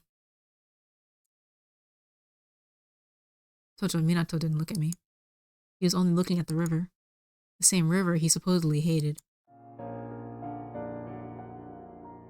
The river. What? I finally understand why I hate it. It's like me. It's sedimented and filled with all kinds of water. Hey. Mixed things are filthy, aren't they? Sorry about yesterday. Oh, it's okay. I'm fine now, so let me go. What will happen if I do? Let's just get away from here for starters. You'll catch a cold if you stay too long. A cold. His white breath dispersed into the air. Well, let's just find a place with a roof. When I pulled him closer, I feel his cold, harsh shoulder bones against mine. Despite that, he still didn't look at me. His blue lips made my heart sting. Out of sheer worry, I ended up touching his cheek. Tojo. I couldn't feel his warmth through my gloves. I called out to him several times, but his black, glossy eyes never even looked at me. Let's go home. Let's go back to your place, together.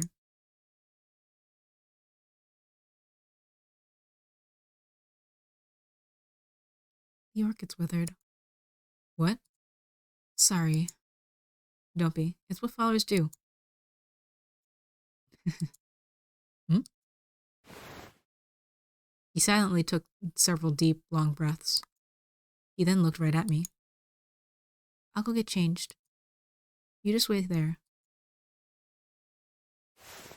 I hope I don't catch a cold. Natsume. Tojo.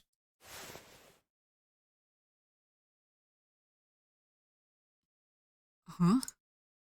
Why is Mina here? Natsume. I'm sorry. I'm so sorry. There they stood, their face distorted with tears. Yet they looked at me with eyes that reflected a certain bravery. The person before me was both my idol and Tojo Minato at the same time.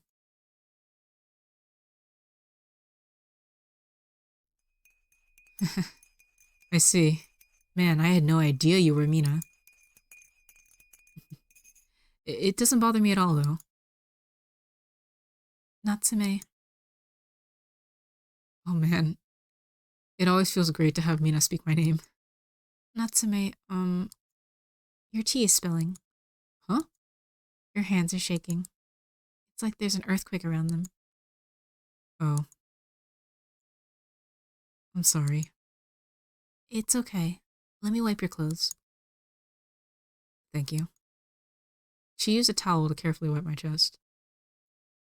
A pleasant scent reached my nose every time she moved. I felt my face heat up. Natsume? Oh, don't mind me. Well, I had no idea you were Mina. Huh?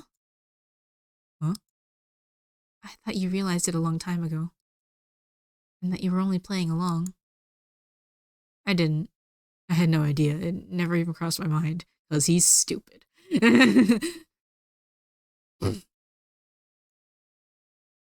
Okay, it's off. Thank you. The moment I said that, she jumped away. That actually made me somewhat sad. Still, I think it was only a matter of time. Huh? Whoops. I don't pay attention to where my cursor is and then I just click randomly. I think you would have seen through me at some point. I'm not so sure about that. Yeah, no, I'm not so sure about that either, Mina. Thank you for telling him straight up, because I don't think that he would have figured it out on his own.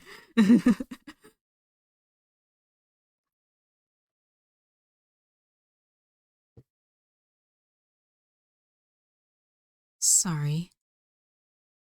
Why are you apologizing? Because I tricked you.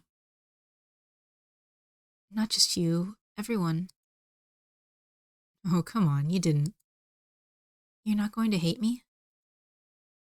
I expected you to get mad or push me away.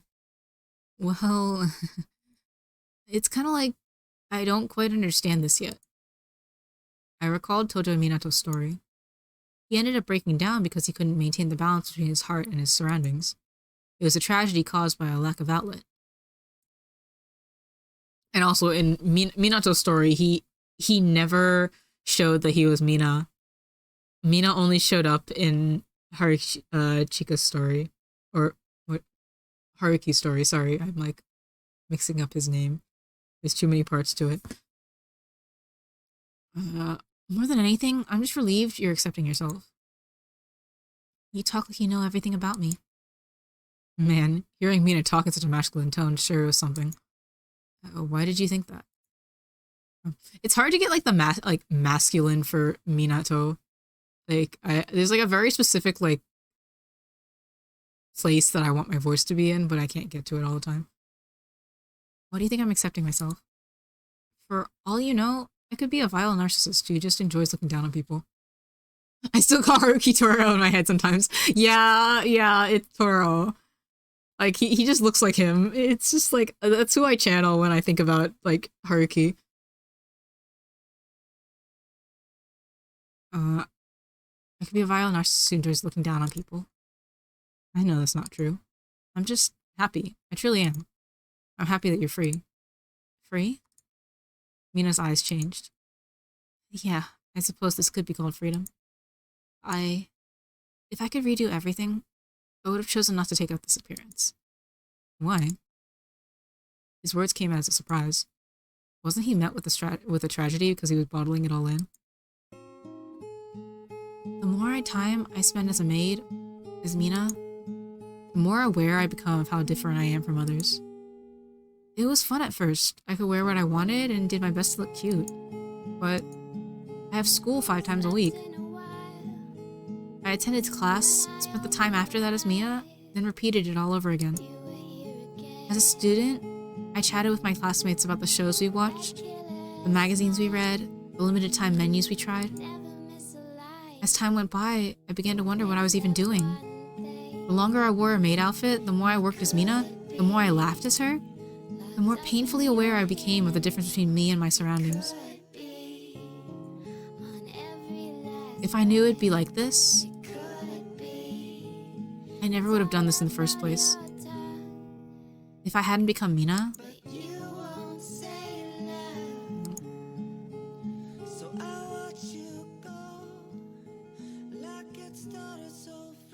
I would have never had to feel so crushed by guilt because of all the people that liked me. I regretted what I'd said. I just thought that he would find peace if he just had an outlet outside the school. But that wasn't the problem. The root of his problem was the idea that he was unlike everyone else. Like, just why am I doing this in the first place, right? The stronger the difference between him and his surroundings became, the worse the pain within him grew. I still have the phone he gave me on that day. I wanted to get rid of it. I wanted to close it off in his casket forever, along with our memories. That's why I found the idea of burying something with him so convenient. Throughout this month, both myself would forget about Natsume. Why had he given me the phone? Did he find himself caught up in some incident? Was he seeking help? If I could have done anything back then, if I hadn't lost sight of his phone even for a second, would he not have died? I have many questions like that. But Natsume is no longer with us. I'll never atone for my sins. So, at the very least, I wanted to be forgiven by being nice to you. That's about the gist of it, really. Mina. The way you call my name, you sound so much like the real Natsume. Oh, that was rude of me, wasn't it? You're a different person after all. Mina. Mina, you have a mini live event coming up, don't you? Your blog says you'll dance to a new song. I'll be looking forward to it. Stop. Natsume, stop. Don't say that. Don't call me the same way he used to. Mina. If there's something you want to say to me, just say it. You must be full of questions, right? He took a deep breath and spent a good amount of time thinking. Why had he given me the phone? Had he been caught up in some incident? Was he seeking help? If I could have done anything back then, if I hadn't lost sight of his phone even for a second, would he not have died? A great variety of words flashed through his mind. He thought about what he could ask to make the guilt go away. In the end, only one thing escaped his lips. Would you accept me as a girl? Of course.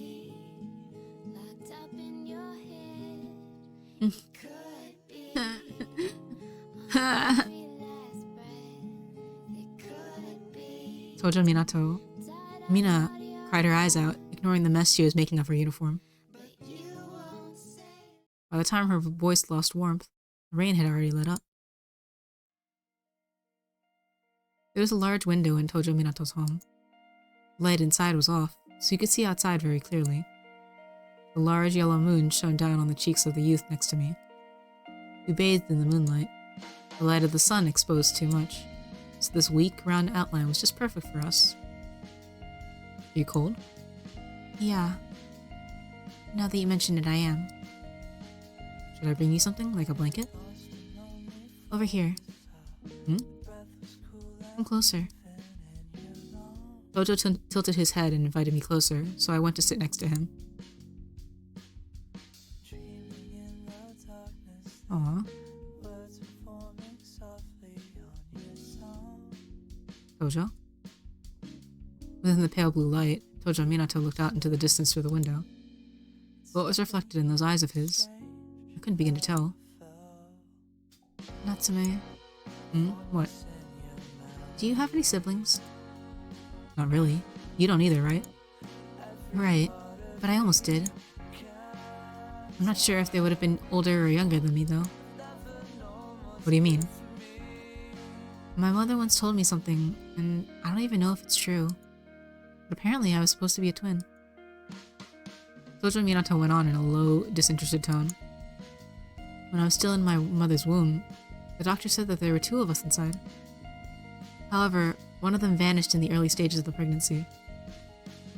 A vanishing twin? What? A vanishing twin, that's what it's called, I think. I see. You're so knowledgeable. I heard it when I was little, but I didn't think much of it at the time. Still, I sometimes wonder where the other one vanished. From time to time, I think about what my twin would have been like.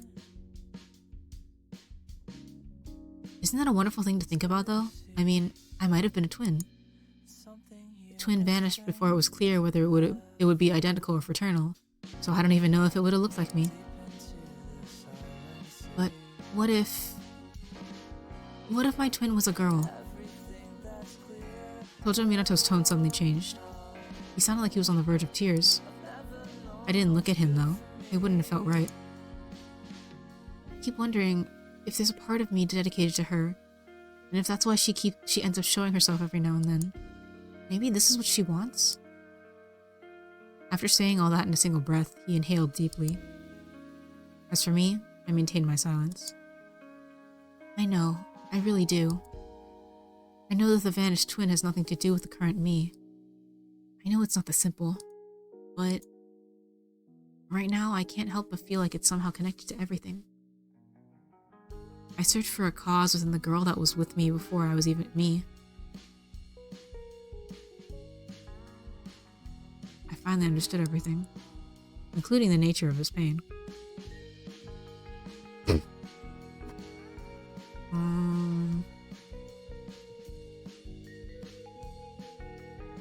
Which one is?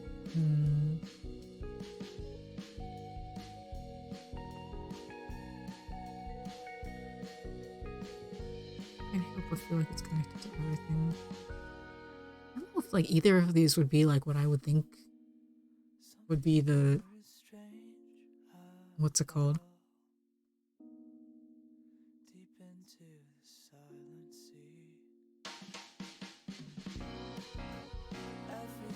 Actually, I'll just overwrite this one.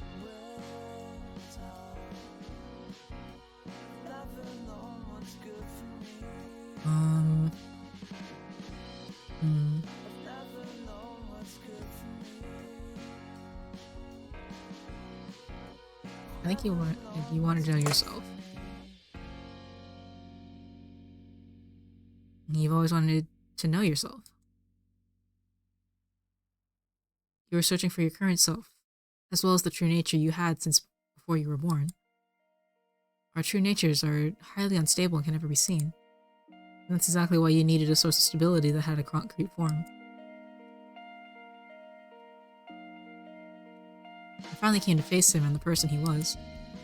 Tojo Minato had been looking at me all this time. I saw my reflection wavering in the moist gleam of his dual-colored eyes, along with the moon as it shone down on us. Natsume. Huh? Call me Natsume. Say it the way you said it to him. And that's your punishment. His lips began to tremble. In that case, I could tell that he was doing his best to differentiate between me and the Natsume who died. I knew this would leave him thoroughly bewildered. After all, it would be like tethering a person's ghost to him.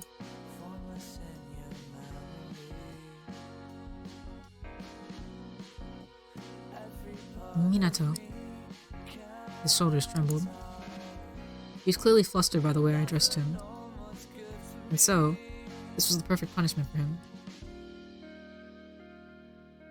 Minato. I repeated his name to mask how much I'd been trembling myself. I felt like addressing him that way would freeze my tongue. Tojo Minato slowly looked up at me with his large, round eyes. He opened his mouth as if to say something, and closed it. But then he opened it again, and we both waited for the air to shake. Natsume. I waited a few seconds to process his tone. Tojo Minato was afraid. I, however, was happy. That feels a lot more natural. I was being honest. His emerald green eyes told me that I was making him do something truly cruel. I refused to listen to them. Only sounds mattered to me now. After all, that was the punishment I had prepared for him. We stayed still like that for a while. The lights of the evening felt strangely gentle and warm. A chilly breeze snuck in through the closed window, making the room somewhat cold. As a result, we drew closer to each other, and huddled up as much as we could, almost as if to share in each other's warmth. I looked up at the now moonless sky. I thought about how great it would be if one could convey their feelings with just a single well-chosen word.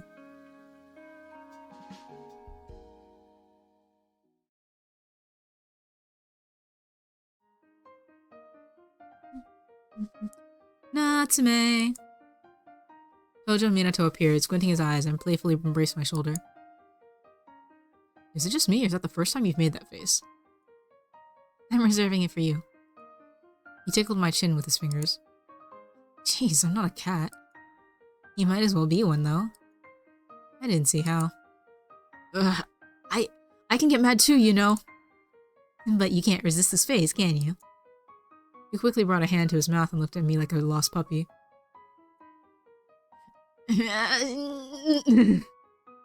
Like taking candy from a baby.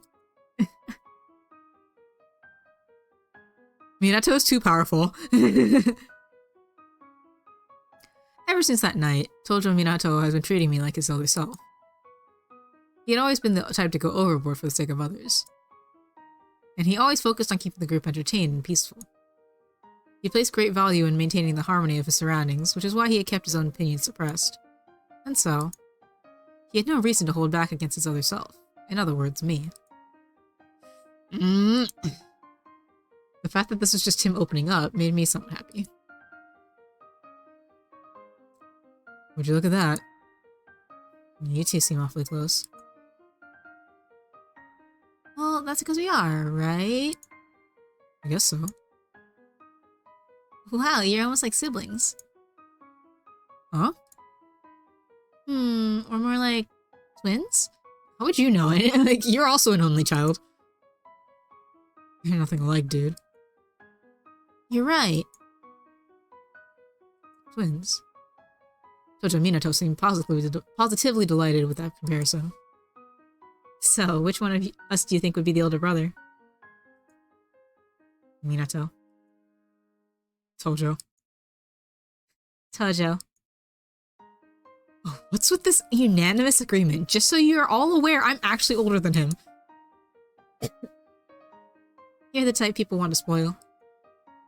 That doesn't make me particularly happy, you know. He poked my cheek when I started pouting. You should be more honest with yourself. You're so lame, Natsume. I'm sorry, but also I'm not sorry at all. Twins, huh? If we really were twins, then we have to be the most twisted pair on Earth. We were nothing alike. Perhaps I could have become more familiar with him if I was Natsume. And if he were Amina, perhaps the two would have become a better pair than we were. 2 faces, 4 faces. We had different sides to us, and they constantly flipped like pieces in a game of reversing. We treasured this moment when our colors had finally become one from the bottom of our hearts. A concert? Yeah, I got tickets from my parents. Oh, they came back yesterday? Yeah, it's been ages since we had dinner together. The bags under Dad's eyes were really something else. He flashed a smile. He got us 2 tickets from someone at work, but they were unable to have a day off. So he asked me to go instead. Oh? You also listen to classical music? Not often, but someone I know used to be really into it. Why not go with them then? Oh, is that jealousy I'm detecting? No. It's fine, don't worry. It's you I want to go with. I see. I suppose I can go then. But do try to wear something other than a trench coat, okay? I'll think about it. Wow. Oh, dang. See, I answered your request. Yeah, it's a date. Let's go, Natsume. Tojo Minato extended his hand toward me. He was as considerate as always.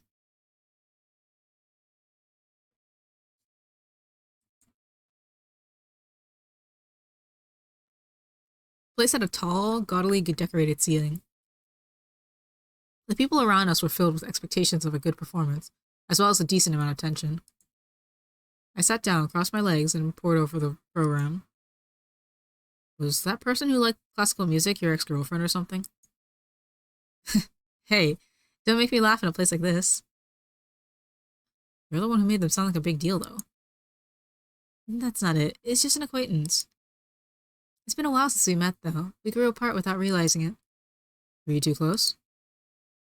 Yeah, very. They taught me plenty of things and showered me with kindness and joy. I see.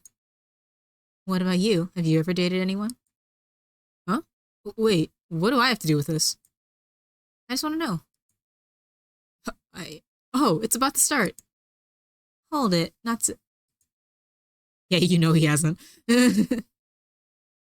I waved my hand as if pushing his word away. A few moments later, the lights in the room were beginning to dim. The curtain rose, exposing the orchestra and the lights. Huh? The lit stage was barren. Not just the stage, there was no audience either. Even Tojo Minato was gone. Huh? What's going on?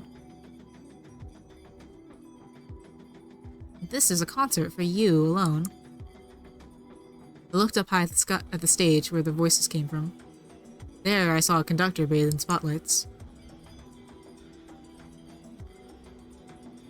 Oh yeah, because it looks like this one. Dang. MAMIYA.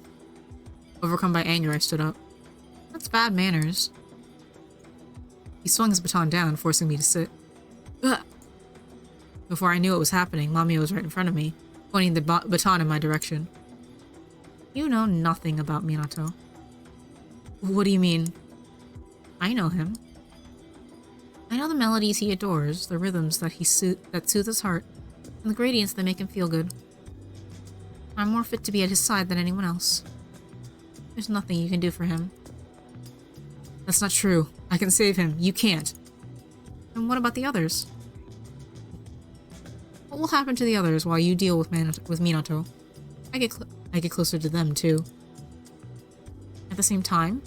How long will that take? Do you think it would be easy? Well, apparently it takes like an hour and a half. And what would happen to Minato while you're busy with them? The baton touched my nose. Before I knew it, his legs were on the chair in front of me, and he was facing me from up close. I can do it. Only for Minato. I am here. On the same battlefield he fights on. I'll stand by him. I'll protect him and fight with him. I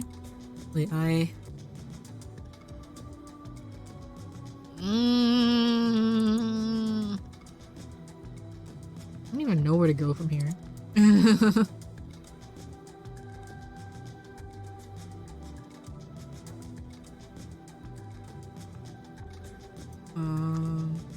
up to Minato while you're busy with him. So I'll protect him and fight with him, says Mamiya. I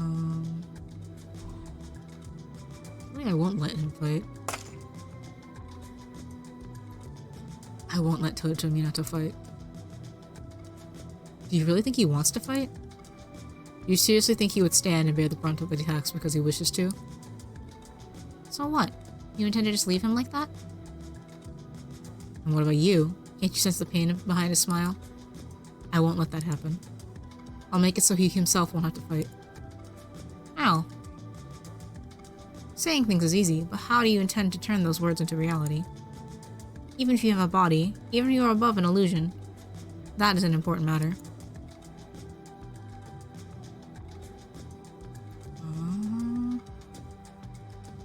Well, I don't even know, bro.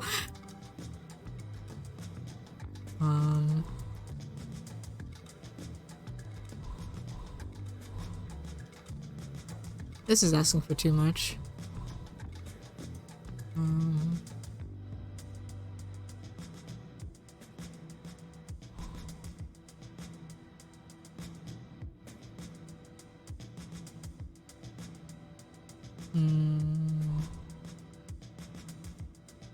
This is like entirely the like this is basically going against what like Mamiya's issue was, so like you can't even say this, to be honest. I'll be a source of comfort, I guess. I'll be a source of comfort. Comfort? Even I can provide that. No, you're just an illusion. You can't give him any true warmth. That's why I'd give him comfort and break his will. I see how it is. I cannot entrust Minato to you. Huh? You have no right to decide. The next moment, the splitting sound of cymbals resounded. You should return to your world. Did I fail? After a brief flash, I opened my eyes to see that the concert was over and the people were leaving. I looked to the side and realized that Tojo Minato wasn't there. Minato? Where did you go? Please, don't disappear! I parted the crowd of people, but I wasn't able to find him anywhere. Not ending. It's kind of funny, actually.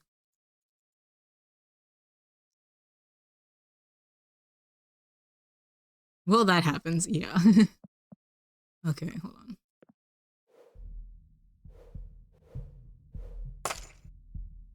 We'll load from here. I guess I'll fight too, then.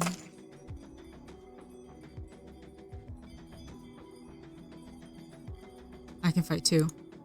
I'll support Tojo Minato without your help, Mamiya. I'm telling you that's impossible. You possess nothing that I do not already have. No.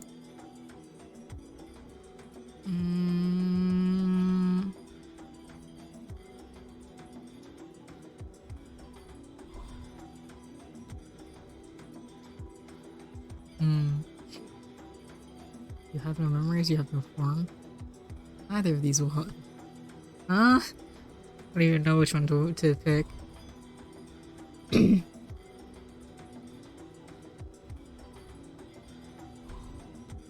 Yes? You have no memories of Tojo Minato. What nonsense. I've been with Minato for a long, long time. You may remain in his memories, but if you don't exist, you will both collapse.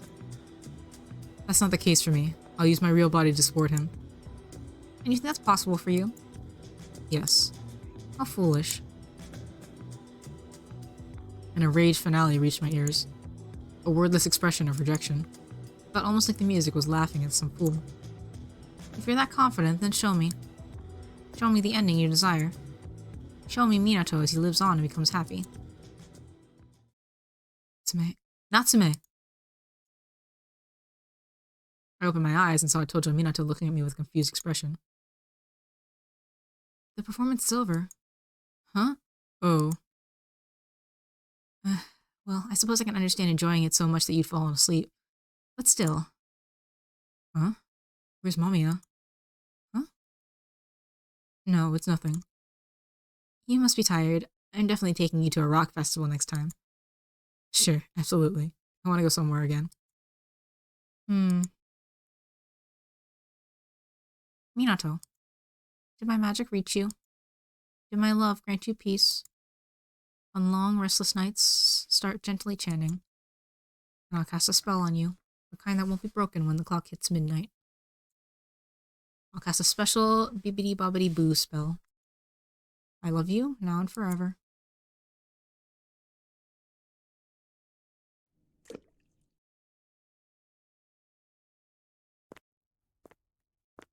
Tokyo during the year in which the world was prophesied to end. The fourth Friday of the final month of the year. Natsume's memorial mass had ended, and the participants went to his grave. Tojo Minato was standing in front of the church, his raven locks dancing in the wind. His expression was stern and sullen. Minato. Natsume, When he looked up at me with palpable worry in his eyes, I gently wrapped an arm around his shoulders. It's okay. Natsume won't hate you no matter what you gift him. Yeah. I guess you're right. I've come this far. I'll take responsibility for my choice and see Natsume off with a smile. That's the most I can do for him. Yeah. He was no longer the Tojo Minato who tried to make up to Natsume for a sin he didn't commit. I cannot read all of a sudden.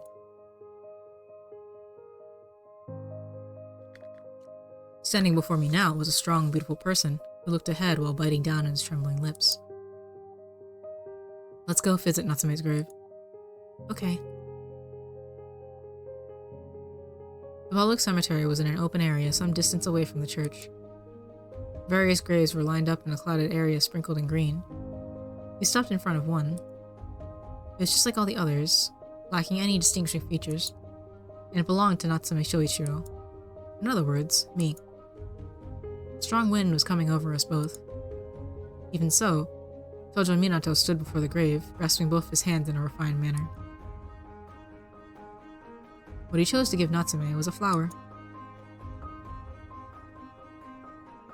A flower?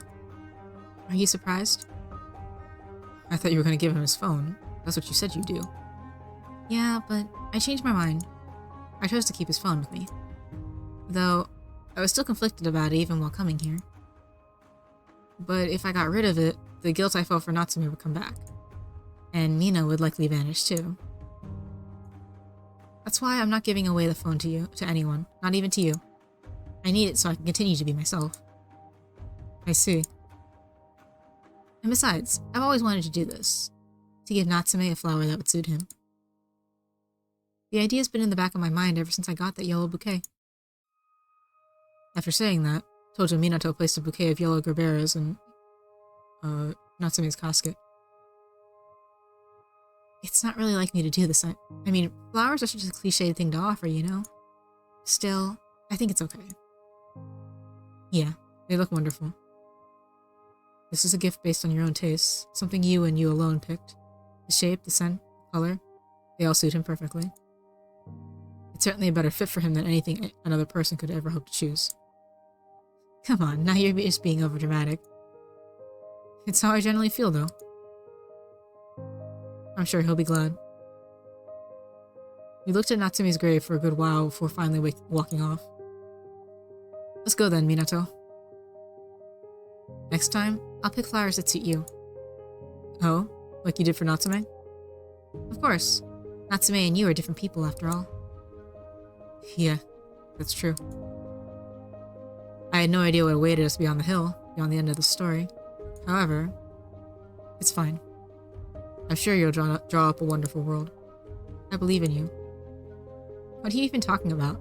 Come on, you're falling behind. Hey, wait up! Let us go then, and find out what awaits us beyond that light.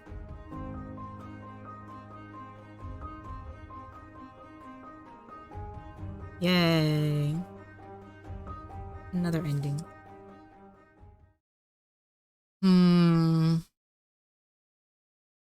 Are you sure? Are you absolutely sure this kind of ending made your friend happy? Alright. You may just enjoy bathing in your happiness without knowing the truth, spectator.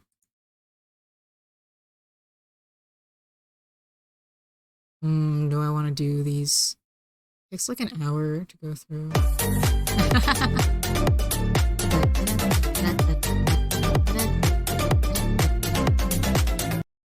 Thank you for crab rape. I'm trying to decide whether I want to do these because I probably can only go through one more before I like perish.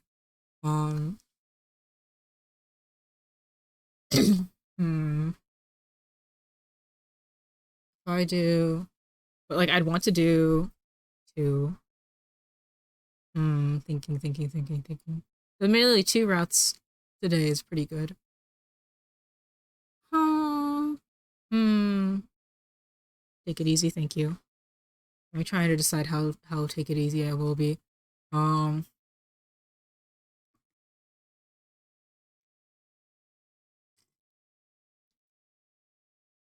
because I don't think I'm trying to decide how I'm gonna do next week because um I think I might take it off in like solidarity with Palestine, but next Friday is my streaming anniversary also. So I was gonna play Getting Over It anyway. And that might be the only thing that I do. I don't really have like major plans, and I probably should be doing things anyway, like off stream. So, hmm, hmm, hmm.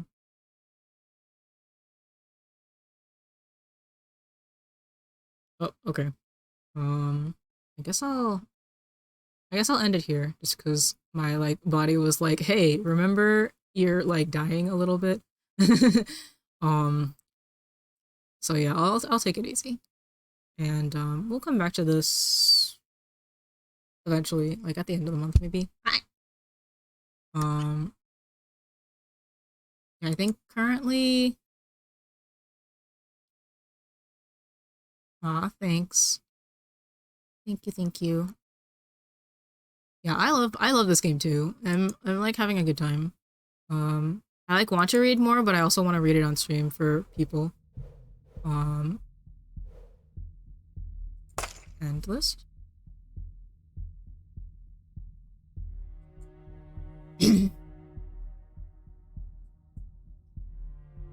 Huh.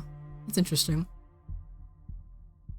So I find so we get the endings, but then like the not endings are different. Oh my god. 16 endings? Oh my god. I'm glad that they list them for me at least. So now take up the habit of saving a lot before you get yeah, clearly. So so basically the plot is changing such that like we're finishing what's going on with these guys and then we're gonna get to these guys and they're gonna take over. That's what it kind of looks like.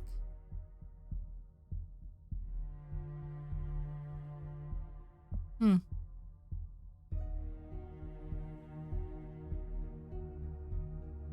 Hmm. Man, I want to read more, but I also want to save it for stream because I like sharing this story with other people. Um, yeah. So yeah, I'll come back to this. Let me think. Which one do I want to do next? I could go in order, but I also like for better or worse, care more about Kato than I do Haruki. Um, like Haruki is interesting. Um, but like Kato is like connected to Ryo, so that's why I'm like I want to know more about him. I'll start up this one and save here.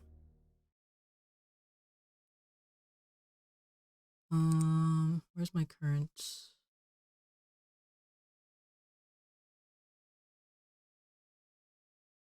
Hmm, I'll do this. That's fine. Okay. So yeah. Hmm. What should I do? What should I do? I'll think about whether to stream next week or not. Um, I probably won't because I have like chores and stuff to do, and then I'll be back. Yeah, I'll definitely stream on Friday at least, and we'll play Getting Over It like I did on my very first stream. So yeah, thanks for coming, and I'll let you guys know when things are happening. Hope I was able to bring some light to your night and all that stuff. And I hope that you guys have a good night. And that's all. Thanks for coming. Bye bye.